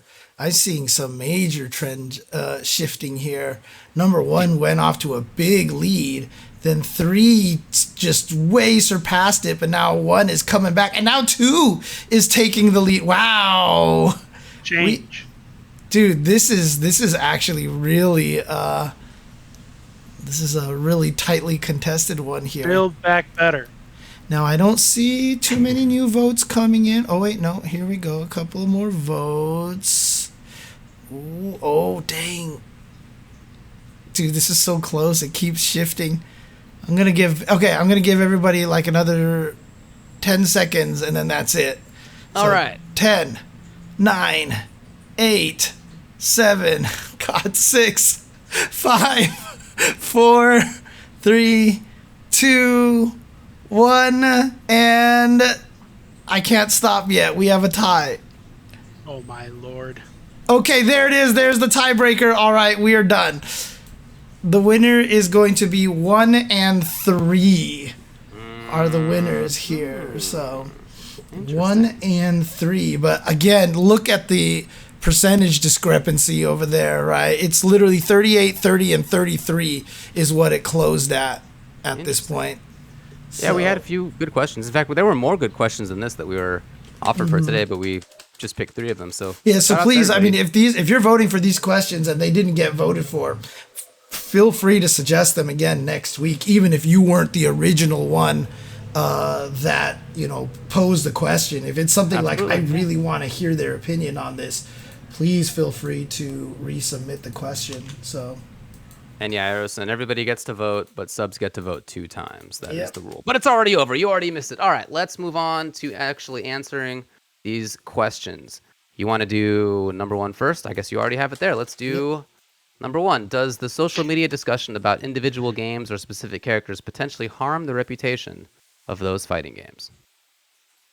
I mean, we kind of talked about this a little bit more in terms of characters, but in terms of games, I mean, both the answers is yes, in my opinion. Obviously, I've often said that, MVCI was kind of killed by social media, right? Like, I really feel like MVCI was just absolutely destroyed by social media. And, the effects of social media, I mean, are very effective. Because, I mean, look, KOF 15, before it came out, had a lot of what I call meme inertia from KOF 14, in which everyone was just like, this game is ugly and oh my god, it's so terrible looking, KOF. But when the game came out, there's been an overwhelmingly positive reception from a lot of the most vocal people on the internet. Like I mentioned, guys like Justin Wong, who literally just said KOF 15 feels like the only game he's really having fun with these days. A lot of people are really enjoying the game. And really, now you see the narrative. Everyone's like, yo, KOF 15's awesome. Like, now granted, the game is fun. Netcode helps. Netcode helps. But even then, like, the matchmaking isn't very good. But, at the same time, I think a lot of the positive feel for the game does come from the social media aspect of it, where a lot of people have just had very positive things to say about the game. So absolutely, I think social media discussion about individual games and characters, we already went over the character part. Yeah, definitely. Chen says entire FGC is Twitter hive mind. Yeah. A lot of it is. The world is Twitter hive mind right now, honestly. So it's worth like $40 billion just to control that hive mind. How about that? 46. Yeah, that's what they ended up. Okay. Yeah. I don't know. What do you guys think? Depressing. I mean, I feel like we covered it earlier. We've already answered this question. It's not. Yeah, I mean, obviously, if people are discussing a game and all they're talking about is negative things, people are going to perceive the game negatively. I don't think that's anything we didn't cover earlier when we were talking about Labcoat and Luke and et cetera, et cetera. Yeah, obviously, if no one likes the game and they're talking about not liking the game, it's not going to make new players go, I want to see why these guys hate this game so much. No one does that.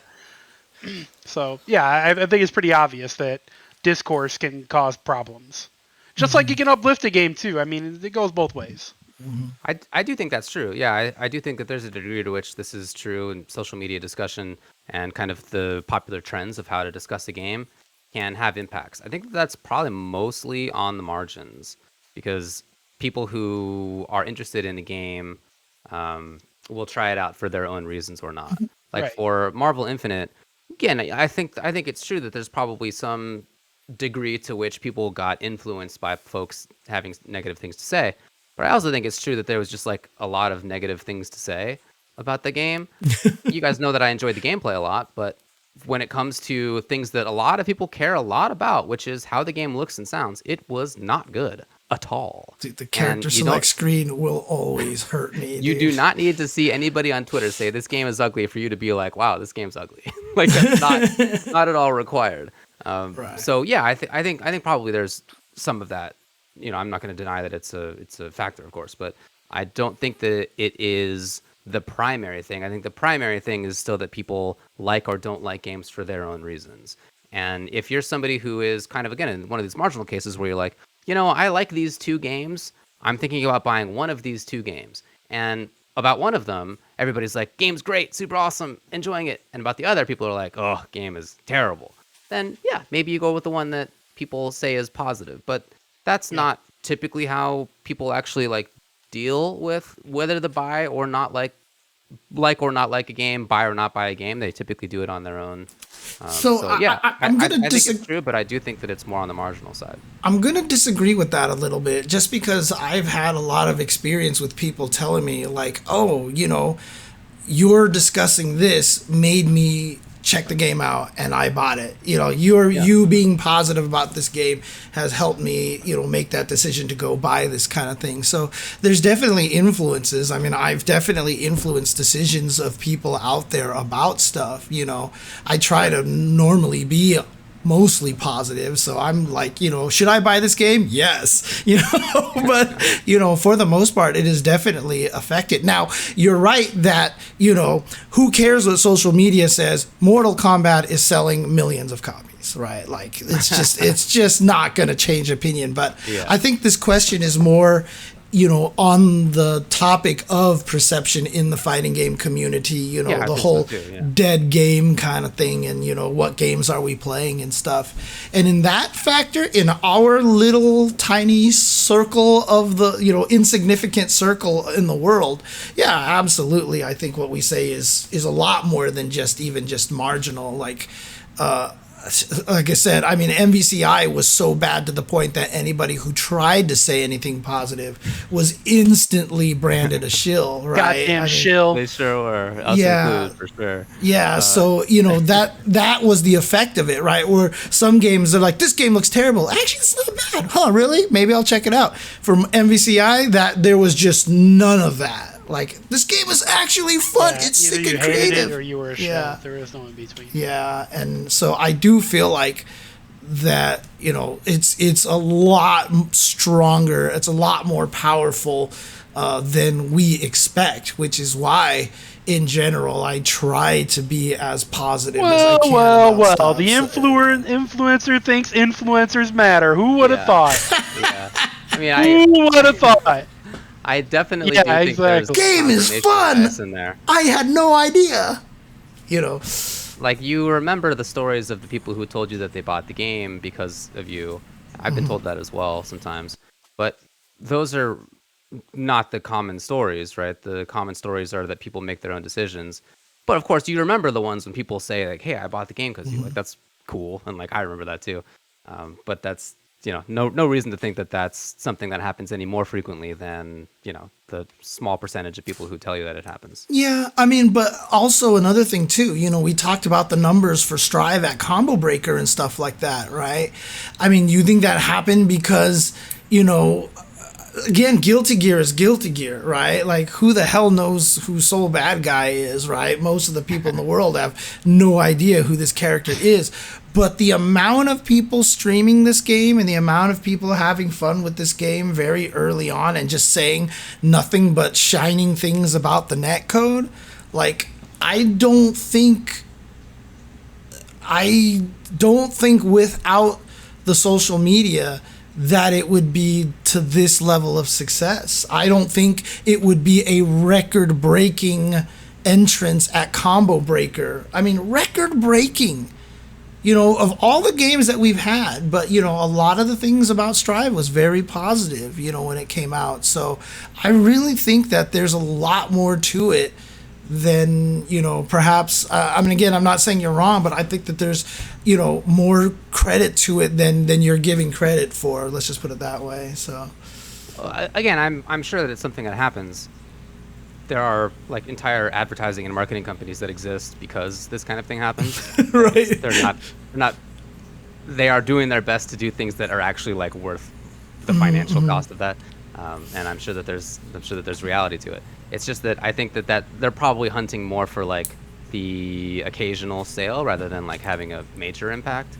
Yeah. And for Strive, I don't know if you even need to explain it by social media. It's just like the most gorgeous game, and it has a fantastic gameplay to it, and it's intentionally made in a way that is more accessible to people who didn't play Guilty Gear before. Like, it's just a great game. They just nailed it. They knocked it out of the park, dude. Did you know 30 people quit because of Happy Chaos? 30 people, David. All right? Jeez.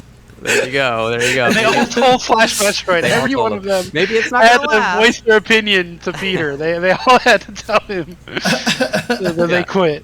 Like, again, do you find out that the netcode is great without hearing from somebody else about it? Maybe not, but that doesn't necessarily need social media either. That could just be. Listen, like, man, if you it wasn't trust Twitter, whatever there would have game been reporters Game there are. Facts or Shoryuken or whatever. Everybody would have been talking about the netcode. Like So Strive would have nailed it. I mean, people would have played Strive regardless of whether there's social media, because that game is just super sick. I think so too. I definitely I personally don't believe that. I think there's a lot more credit to it than that, because like I said, again, it's tough for me because obviously I've been a big Guilty Gear fan forever. Exerd was an exceptionally beautiful game. I mean, when the trailer first dropped out, everybody was like, what? This is 3D? Oh my God, this is the craziest looking thing ever. And Exerd didn't have the success. Now, obviously, the netcode and the difficulty of the game are factors as well. Absolutely. And, but still, it's Guilty Gear is just, it's not. The name of the game is Guilty Gear. The main character's name is Soul Bad Guy. Like, there's nothing inherent about the game that's gonna, like, for the average casual viewer, like. Oh, we're talking about fighting game heads here, right? We're talking. Yeah, it's true. It's true. Gonna enter a combo breaker. Yeah, exactly. Yeah. They were gonna play the game if they liked it, regardless. Anyway, all right. Anything else to say on this one? Nope. Interesting topic. All right, let's move on to the second topic then, where we're going to discuss what do you think about the parasocial nature of donating and subscribing to top players and streamers? Have you ever experienced receiving large donations? And if so, how did you feel? So before we get to answering this question, David, for the viewers out there who may not truly understand what the word parasocial means, can you explain to them what parasocial means? I probably can, but I'll just do the old Google, why not? Parasocial refers to a kind of psychological relationship experienced by an audience in their mediated encounters with performers in the mass media. Basically, like, you feel like you have a friend in this person who you've never met, and you've never actually discussed anything with them in any substantive sort of way, but you see them all the time, and you get to feel like there's somebody that you know, forgetting kind of that, like, they don't know you for sure, and you also don't really know them in, like, any kind of, like, personal way. But nevertheless, like, you, because of that feeling, you want to support them, you may give them donations, you may just give them your time and your viewership and stuff, but you may also give them donations, you may give them subscriptions, that kind of stuff. I mean, I think it's weird. Having been a person that, has gotten, significant donations, usually though they're for a reason, either for PC or, when Jasmine had to go in and get the surgery for the abscess and stuff like that, I definitely, look, who doesn't want to help cats? I mean, they're adorable and fuzzy and things like that. It is strange. It is really weird to me. But I mean, obviously, a lot of that is affected by my massive, imposter syndrome problem here too, as well. But I think it's part of the thing about it is, as long as people recognize it as just like they're supporting you because you give them a product and you're entertaining them, I always tell people that I'm like, sub or donate if you feel like what I'm doing is worth your money. That's generally how I tell my viewers out there. And I think that that's fine and normal. But like, if it's, if you're expecting, like, a lot of people do when they see a lot of, like, girl streamers out there, that they give them extra money or they try to, they're extra diligent as their mod, kind of thing like that, hoping for any sort of extra stuff. I think that's definitely kind of one of those, crossing the line situations, but, I should say before we get too much into this is that this is from Deadeye Dave on the Discord, and he said a couple of things about it. He said people local to him are posting videos about somebody donating $5,000 to Hungry Box on a stream, and wishing that they were also rich. That is to say that the people local to him wished that they were also rich so that they could give Hungry Box buckets of money too. But Deadeye Dave is like, that seems crazy to me. Like, I've never cared about good players. You know what I mean? Like, why would you? There's plenty of reasons to wish that you were rich, but like, why is that one of them? You know? I mean, let's put it this way. I wish I was rich so that I could actually sub to all sorts of channels and support people all the time. But that's just because I'm a fan of the genre and I want to see these people succeed in this genre, right? It's a different kind of thing. I'm not doing it like I would love to donate to certain players, not because like I'm their biggest fan, but because I want them to succeed, kind of thing. It's a different, I don't know if that's kind of where the attitude that those people are coming from. But yeah, I wish, sometimes I wish I had my old salary again so that I could, I was talking about this on my stream yesterday, when I was making a lot of money as a programmer, I didn't donate a lot of money to a lot of people and stuff like that. And in retrospect, I kind of regret it now, and I kind of wish I was in that position again where I could just be like basically have a budget of like $200 a month just subbing to like 100 different channels kind of thing, you know what I mean? Like, or the math doesn't add up, but you know what I mean, basically. Yep. I would like to sub to a bunch of different channels and stuff like that. I think that would be really, really cool to be able to do. But I don't know if that's the same kind of thing that, I don't know if that's the same kind of concept of I love Hungry Box, $5,000 the Hungry Box, kind of thing. What do you got, bro? Well, I mean, James kind of said it all, I suppose. So I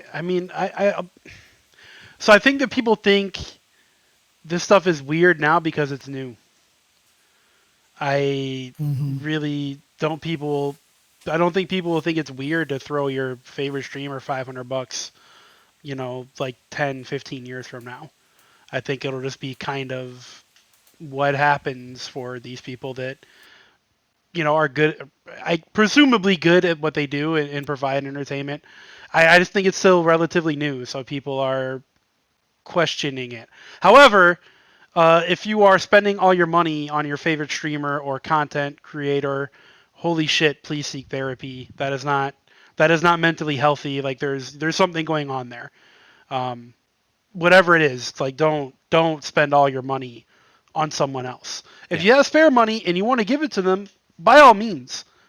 But Jesus, man, I've had people in my stream, tell me things like, I've been trying to save, like I don't make enough money, but I've been trying to save to sub to you. No, don't do that. Please, if you have to like not have a meal to sub to a streamer, Jesus Christ, don't do that. Yep. Ever, never, ever. So I do think there's like this weird balance of, that's odd, and no, you should support people you want to support. Like James said, he's like, I wish I had all this money so I could spread the love. Like, totally understandable. Dude, I have people say like, "Oh, I wish I could sub to you, but I'm like hurting right now." I'm like, "No, then take care of yourself, Why dude." is it even on your brain? Jeez, man. Yeah. Just like watch an ad. You want to support me? Watch an ad. Thanks. Right. Like there's other ways to do it. It's just. Yeah. Anyways, I guess to answer the second part, I have received larger donations, and it's fucking dope. Because I'm broke. I'm not Hungry Box. I'm not Mango. I don't make $1 million a year streaming and creating content. Those guys getting it is a lot different from any of us three getting it. So when people stop by my stream and like I've had like just random $300, $400 donations. Fat Cat bought this mic for me that I am rudely not using. That was like $250 just like out of nowhere. Like I appreciate that stuff so much. Because I'm not rich, none of us are. So we will appreciate it more so than like the big streamer. It's just a little bit different, I guess. Yeah, it's funny, like kind of in the same vein, not on the same topic, but like it was weird. Like usually after the show is done, I raid somebody, and I try to raid somebody with very low viewer count because I figured it would help be the little guy. And it's funny because people are like, that's the wrong way. You're supposed to raid big people so their audience knows that you stream and do all this other stuff and all that thought never crossed my mind at all. That's stupid. What a stupid thing to do. I was like, what? That's and it's weird. So, kind of the same thing. Like, if I could sub and donate, I would probably sub and donate to like some of the smaller streams more than I would the guys who are clearly, doing fine for themselves. Yeah. So I think what's new about this phenomenon is just how apparent it is, like how easily noticeable it is. You're just watching a stream and it pops up on there that it's like somebody gave 5K. Wow. But the phenomenon's not new. It's just that you didn't see it before. But it's always been the case that people have been weird about like their favorite sugar daddies have existed since the beginning of time. But yeah, I mean that's true. But I mean like people have been weird about loving their favorite celebrity for like as long as celebrity has existed, certainly. I mean, and they've always gotten gifts that they have said are weird, and they've always gotten like a lot any of like actual famous person will tell you that once you're famous, you can't buy a meal. You cannot go to a restaurant and pay for food. Right. Everyone will just give it to you, even if you try to pay. Yeah, so I mean, it's not new. I kind of think it is.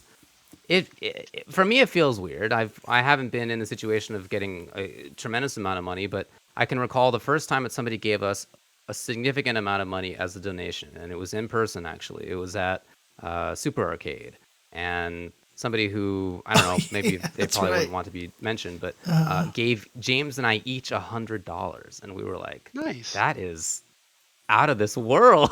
Like, that's, what? Like, completely off the wall and unexpected. Yeah. And I still feel like that was many years ago at this point. And I still think about that feeling of like how it was unexpected and surprising. And I guess I kind of also get it, but like, I also think that, I don't know. No need, maybe is part of how I view that. So it feels a little weird on my end. So anytime you want to donate to David, just go to twitch.tv/TuboWare. Mm-hmm. You can hit the donation button. Yeah, because David doesn't need it. I do. I will take it. But David, he said he doesn't need it. So yeah, I mean, honestly, like what David said is right too. We've been doing this forever, right? Like. It's interesting because it's something I was talking about on stream yesterday as well. I've really learned to live within a means now. Before, I used to just be like, let's buy this, let's buy that. And just, when I did have that salary.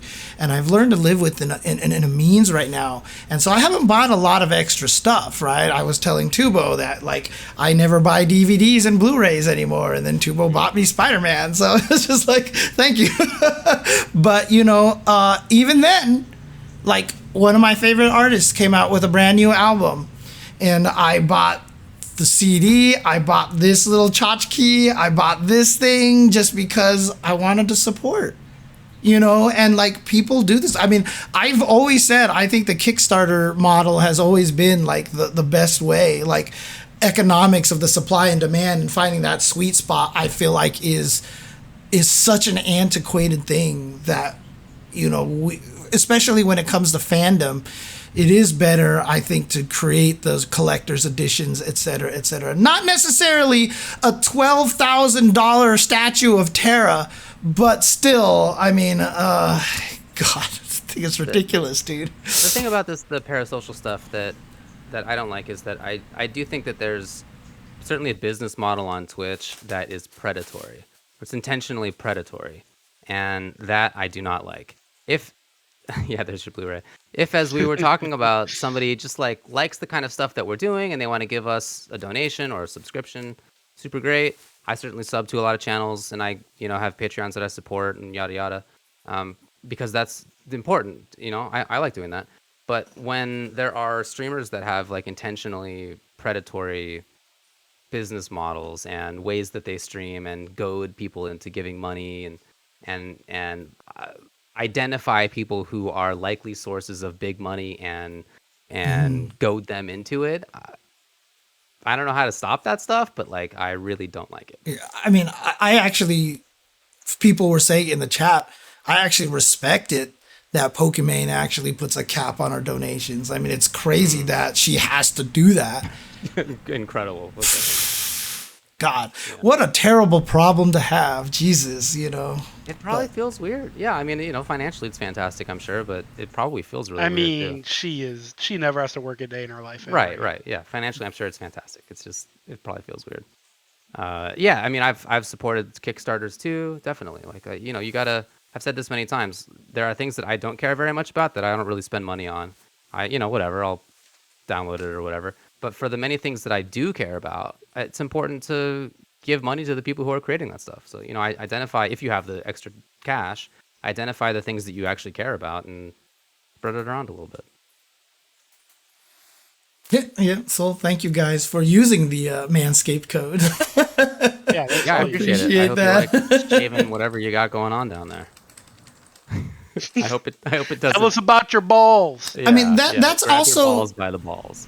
That's one of the reasons why. I definitely still buy CDs. I still buy CDs all the time. So 16-bit, yeah.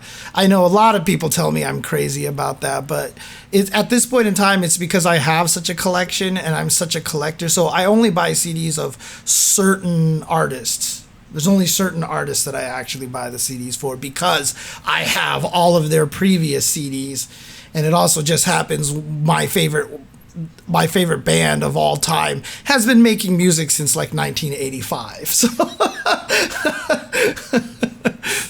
well, we're all regular people who exist in real life, and at events we would be happy to say hello to any of you. So come up and say what's up and let's hang. Except for me, I'll fight you. Yeah, and that's always the thing too. Is like hello. I almost kind of prefer it when it is something like a Manscaped thing, or like, you know, I've obviously plugged 86.com as well before, you know, which you can go to at tinyurl.com/86jchenzor and buy stuff to support me. I always kind of prefer it when people can get stuff that's cool for them and benefit somebody else at the same time. So, you know, definitely. It always feels a little better that way. It's nice. It's nice to have a smaller chat. You know, to be honest, like I see streamers that get big chats, you know, meaning like in the many thousands, and when it's there, it's just a very different experience to be the person who's chatting. And in the few occasions when we've had that many people watching the stream, it's a different experience to try to talk with the chat as the person who is streaming. Dude, let me tell you, David, when I'm the #1 Rumbleverse streamer, I'm not looking back. I'm letting my chat go bonkers. I'm not going to be able to see what anyone says. Yeah, you're going to have to. I'm going to have 78 mods in there to have to make sure no one's dropping slurs. Like, my chat's going to be, I mean, that's like, that's what happens, right? Mods. People employ mods. TuboWare. Yeah, dude, I'm just like, they have literal employees who are their mods. Yeah. It's a full-time job. Yeah. I mean, like, honestly, like, you know, seeing 16-bit, you know, TC Punk, you know, Sochino, you know, Wingless, Flotas, Tiny Tech, Saradeth, Origami Kingdom, Matthew Mangiart, you know, Macross, Wingless, El Zilcho. These are people that I see in our chats all the time, and it's cool to be able to see that. So, you know, as much as of it is kind of like a parasocial thing of them talking to us, it's still nice to actually feel like I know these people in the chat as well. And that's why, like, you know, at EVO, I did do the Chenzor Dynasty gatherings, you know, for a meal one time, just, you know, because I want to feel more like I know these people and stuff. But James, how many people showed up to that? Just like out of curiosity. It was like maybe around 10 people total, I think. And you don't think UCTV could have a live podcast like a few days before EVO at a coffee shop? We could fill up a coffee shop.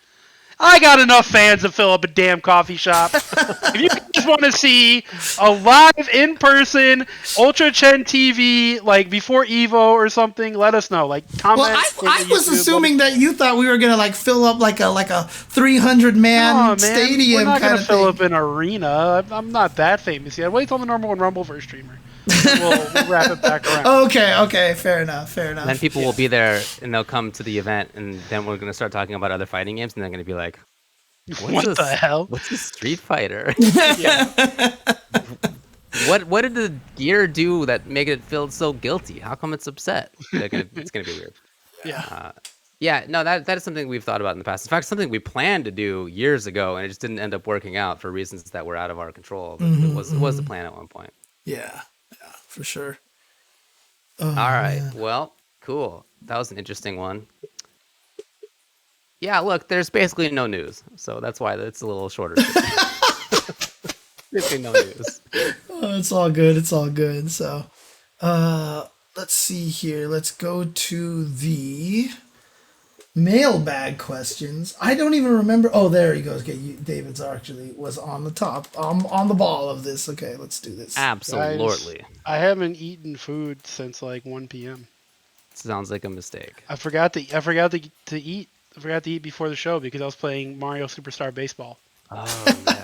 That's actually really cool, though. I mean, I think that's pretty sick. Trying to get them onto Matcherino and you know, being able to do some commentary for them and everything. That whole scene is just so FGC 2009. Like, they're fledgling. They've been around for like 2 years. They're like fledgling, but they have like a pretty solid like base going. Oh, on. yeah. Big Discord server and Twitter action and yeah, man, it's cool. I still they got need a to whole like tournament series. I still need to watch that video that was talking about how Mario Baseball is like the deepest baseball game of like ever, basically. Dude, it's really cool, man. From like the abilities characters have to the synergy they have with each other, to like the different abilities that they like. It's cool, man. The way pitching styles work, and tier lists and frame data and stuff. The way they broke down batting is through frame data. If you hit with the second active frame or the 13th, which is the last active frame, then you get a slice. A slice can be a good thing depending on where you hit it on your bat, right? And where you pull it to or put. But yeah, the game is deep. It's so cool. I'm very much into it right now. That's so sick. Cool. All right, let's do this mailing bag. All right. Oops, hang on 1 second. Let me also do this. There we go. All right. Drem via Twitter asks, the last movie you watched is getting a fighting game adaptation. What movie was it, and which fighting game will its adaptation be most like? Well, let me tell you guys. The last movie I watched was Sunday night, and it was Avengers Infinity War. So it would be MVCI. I win. Yeah, there you go. That's it. Easy answer. How many times have you watched that movie? Infinity War? Probably like just under 20. I've seen Endgame more. I like Endgame better. Endgame makes me cry more. Dude, Endgame, yeah. I've already seen Spider-Man No Way Home at least 15 or 16 times since it came out. Dude. So dude, that's I mean, keep going. Endgame is just my favorite thing about Endgame, honestly, is that after 20 years of MCU movies, it rewards you for having been a fan for that long. Because the fact that they go to all the old areas and they're like, wait, that means there was 3 gems in New York at this one time. And like all of that stuff, like you watch it and you're like, this is why I watched this series, these movies for 20 years. It's like after Endgame, everything in the MCU has just been gravy for me. If it's good, great. But if not, I still had the Infinity War saga. Like I still nothing can take that away. Those movies are all fantastic. Yeah. So anything now is just like great, just keep it going, I guess. But if it ends up sucking, whatever. We had a good run. God, you know, the last movie that I saw was Everything, Everywhere, All at Once. Damn, I gotta see that. I'm waiting for it to come out on Blu-ray. Which is like the perfect game to make into a fighting game. And so if I had to base it... Don't spoil it. I don't know anything about it. Please don't spoil it. Right, if I had to base it off of any fighting game in existence, it would probably be that Kyanta game with like the Maui head and like the cats and you know and all that stuff. So that's all I'm gonna say. Okay, dude. Seriously, I mean the only thing that I will say, and this is not a spoiler thing, but God, what the hell is wrong with Hollywood that it took this long to put Michelle Yeoh in a lead role of an American film? She's never been in the lead role. She's always been the side character, the stoic, you know, like, like she gets to do so much here. And then Ke Quan, you know, Short Round from Indiana Jones, like he quit acting because he couldn't get any roles. And he only decided to come back because of Crazy Rich Asians. And he's fucking fantastic in this movie, dude. Like the two of them are amazing. And so, oh God, what a... And again, it's one of those movies that not knowing anything going into it, knowing stuff about it may not help. Let's just put it that way. It's such a fantastic movie. It was, he was on head of the class. Yes, it was true. Dude, Michelle Yeoh is my queen. Oh, like, it was on the ride home actually from Texas Showdown. I watched Matrix Resurrections finally. Oh, I haven't yet seen it.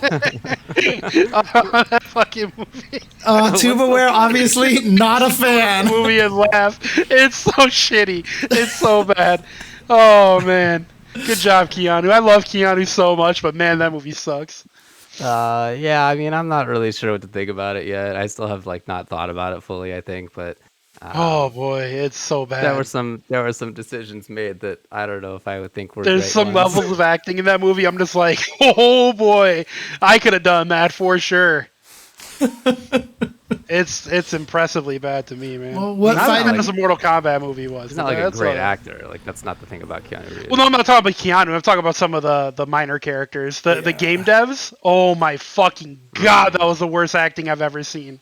They did zero research about game dev, and then the guys were just like, "We're bros and we like video games and Call of Duty," and they just repeated that joke over and over again. It was I mean, if they wanted to have them be accurate game devs and game QA, they should have just had them all look completely defeated and look just like they hate life. It's actually way more accurate. Yeah, they should have all looked like Keanu. They should have all. Yeah, they all should have just been like, whatever, just put that in the game, whatever. I don't care. Yeah, exactly. Yeah. In my head, Anyways, the fighting game version of this looks like Injustice. It's unnecessarily dark. The music is not nearly as good as you would hope it would be, considering how it was previously. And there's unexpected why were there moments where it was 20 FPS? That was so weird. Yeah. Are you sure that wasn't the airplane? What I am pretty sure it wasn't the airplane. There's moments where the movie felt. It definitely was old school slow mo. Yeah, it was weird. Yeah, and I don't know. That just that looks like an Injustice game to me. So. All right. Weird movie. But beautiful CGI, and the faces are very, very well done. I mean, to be fair, that Matrix movie, I watched the other Matrix movies just to kind of remember what happened in 2 and 3 to kind of get ready for it and stuff like that. And I get it. I know where some of the storyline, from the old movies were leaning towards, and they definitely went in a completely different direction. I kind of like some of the things that they did, but yeah, I'm with you. Yeah. It's not I mean, I thought it was fascinating that they just turned it into a love story, kind of in a way, right? But obviously, that's just not what people wanted out of a Matrix movie. So, honestly, that part I was not against. Yeah, I thought that was cool. Yeah, absolutely. So, all right, let's move on. There is nothing to move on to. Is that it? Do we do it? No, wait. There was 2 questions. Yeah, we only did one. There was Sorry. one more. Oh, okay. Was this the right question? Did you guys see St. Cola get bodied today? No. St. Cola ordered. All right, so for a little bit of backstory, if you order from Uber Eats or DoorDash or whatever, Grubhub, whatever you're on, there's pop-up shitty restaurants that don't actually exist. There's people that buy really cheap office space and make very bad food and sell it overpriced until they get rated down enough that they don't make money on it anymore, and then they redo it again. What? So he ordered from a place called Bitch Don't Grill My Cheese. And I don't know why he expected good food from there, but he said he dropped $50 and it was wheat bread with a piece of Kraft, just one piece of Kraft cheese, and it was very clearly microwave, not even grilled. It was so terrible looking. I need to find the picture of this just so you guys, so David can see it. It's so bad. I was just bro, you can't. You gotta you gotta Google it. There you go. I'm gonna put this up because people. If you haven't seen this, it's very clearly not even grilled. Nobody in that bread ever touched a skillet. Why is there holes in the American cheese? It just looks awful, and he fell for it. He got caught in the trap. So wow, get body, Cola. That This is the picture. That's what it was supposed to look like. That's what it was supposed to look like.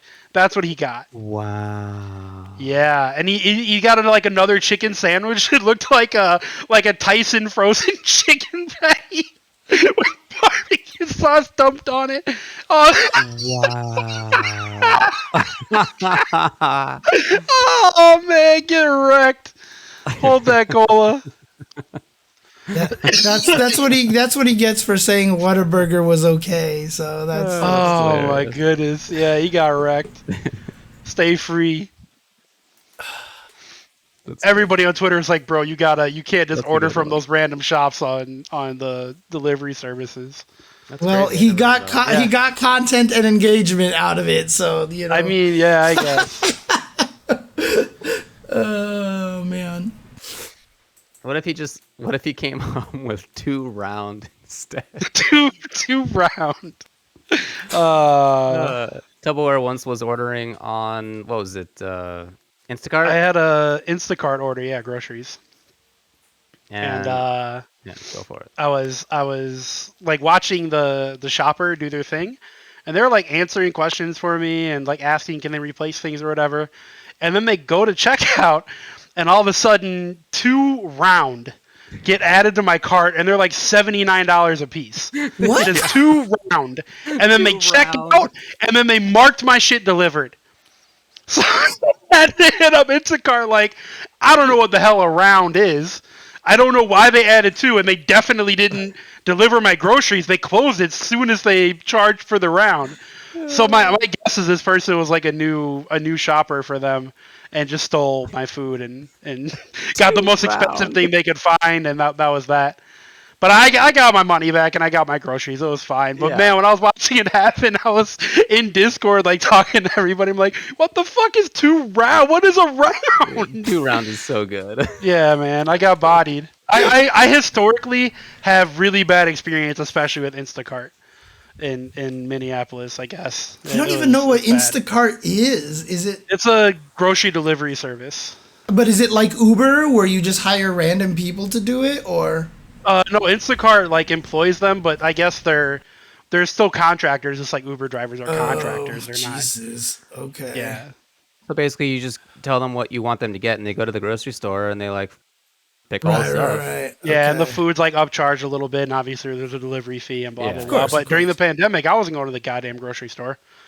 Now when I get my stuff delivered. Yeah, makes sense. I mean, you don't want to go outdoors to get your 2 round, right? I mean, this just you get your 2 round delivered. $79.95 a piece, 2 round. You know, I hope that person got away with it because they clearly needed it. You know, like I really hope that they did not get caught. I hear that. I mean, it's funny when, obviously, like, companies like that have insurance to cover these kind of things and stuff, Someone actually made a post a long time ago. Oh, not a long time, a while ago. And, it's why now every time I go to any store and they say, would you like to add this much to help donate to charities? Like, I won't do it anymore because, like, they try to get your goodwill, but it's for them to save tax money. And these are companies that are, these companies are making millions and millions of dollars. They can donate this money them damn selves, kind of thing. So yeah, and so can you. You should just pick a right, exactly. Donate it outside of that, basically. So yeah, it's a 2 round story, dude. Oh, man. Yeah, round is not pluralized. Dude, someone needs to get Street Fighter 2 now and actually just edit it so it goes 2 round. and that's it. That's gonna be your sub notification from now on. Anyone who subs to you gets 2 round, dude. There you go. All right. All right, the second question is, what is your favorite melon, gourd, or squash besides watermelon? Well, I've actually already answered this on here before. What? I don't like many tropical fruits, and I hate squash. I hate squash. We've talked about it before on the show. Yeah, I don't like spaghetti squash. I don't like pumpkin. I don't like any of that shit. No, thank you. Spaghetti squash has like the worst texture imaginable to me. Cone. It's But like, what about? It's like if mashed potatoes was shoved through a cheese grater and hardened just a little bit. It's gross. What about watermelon is S tier? What about barbecue watermelon? That's the question. So that's still the same fruit. Totally different. Still the same fruit. Totally the same. Yeah, I do like watermelon, but like I don't like kiwi. I don't like any. Like I don't even like fuck with like mangoes or anything like that. I just don't.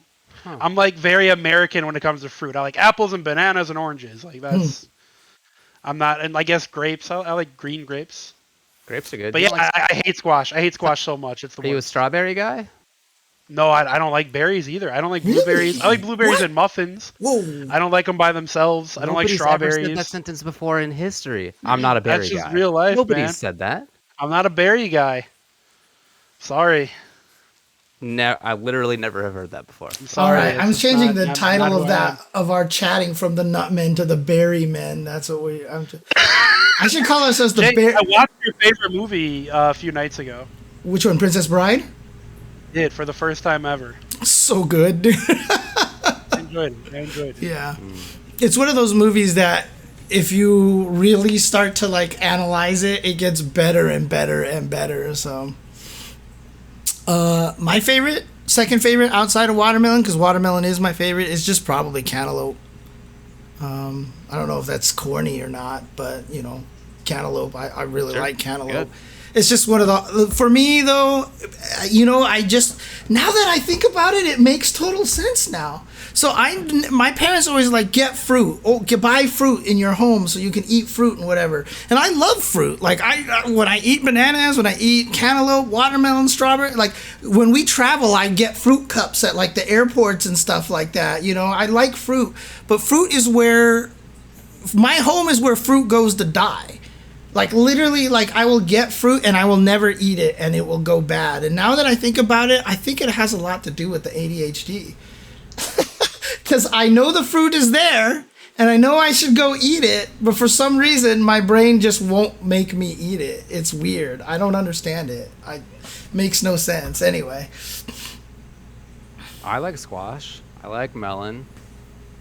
I like a lot of stuff, man. I think that they're all good. I'm not a terribly picky eater, except like there are things that I don't eat on purpose, but for religious reasons, right? Yeah, more for cultural reasons. Yeah, but other than that, like, just give me the food, man. I'll eat almost whatever it is. So food, yes, man. When it comes to squash, I've had spaghetti squash and I enjoyed it very much. I really like pumpkin. I think pumpkin is fantastic. Blech. I think it's great. Like the seeds are good. The whole thing. I'll munch on some pumpkin seeds, some roasted salted pumpkin seeds. I don't think that counts as the gourd, right? No, but like roasted pumpkin, I think is really tasty. And man, not for me. Pumpkin pie is fantastic. Oh, I don't like pies. No. That's actually way more controversial. I don't like pie. Even worse. I like cream pies. I like cream pies. I don't like fruit pie. Tell me your reaction. Yeah, you see a berry pie. Yeah. Everybody else is like, bro, I would not have it. I would not want it. Not even a little. Apple pies at like McDonald's, people are like, oh, I gotta have an apple pie. I hate them. I've always hated them. What? Even when they were deep fried. I don't like fruit pie, man. I'm sorry, I don't like it. Wow. I mean, I'm not. I know. I'm in the minority. I know that I am. It's okay though. Well, I still need to buy a carrot cake from Kentley. I still need to do that. Carrot cake is actually delicious though. It sure carrot cake is delicious. Oh, I guess if you consider whatchamacallit,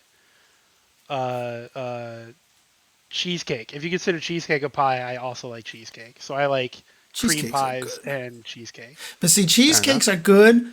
Blueberry cheesecake. That's when fruited. That's when berries are great. You put berries in some other shit that already tastes good, then it's great. But if it's like berry in a sauce made from the same berry with pie on top, like pie crust on it, that's whack. I don't like it. No thanks. It's just sweet. It's just way too sweet. I don't like it.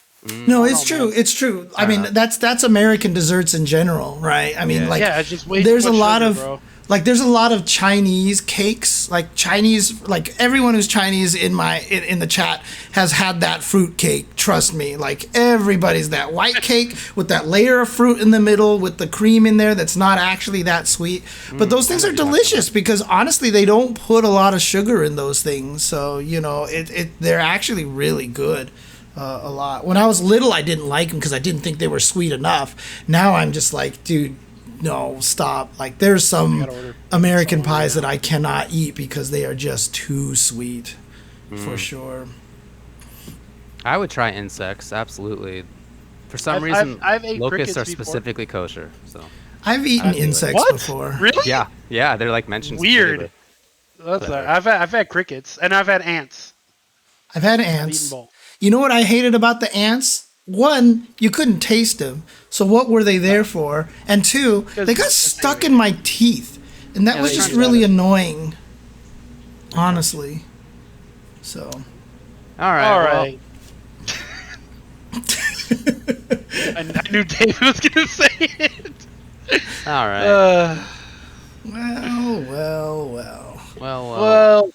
Well. David, you look worn out. Yeah, I'm tired from the weekend. It was a great weekend. Oh yeah, for sure. Traveling and all that stuff is definitely a little tiring.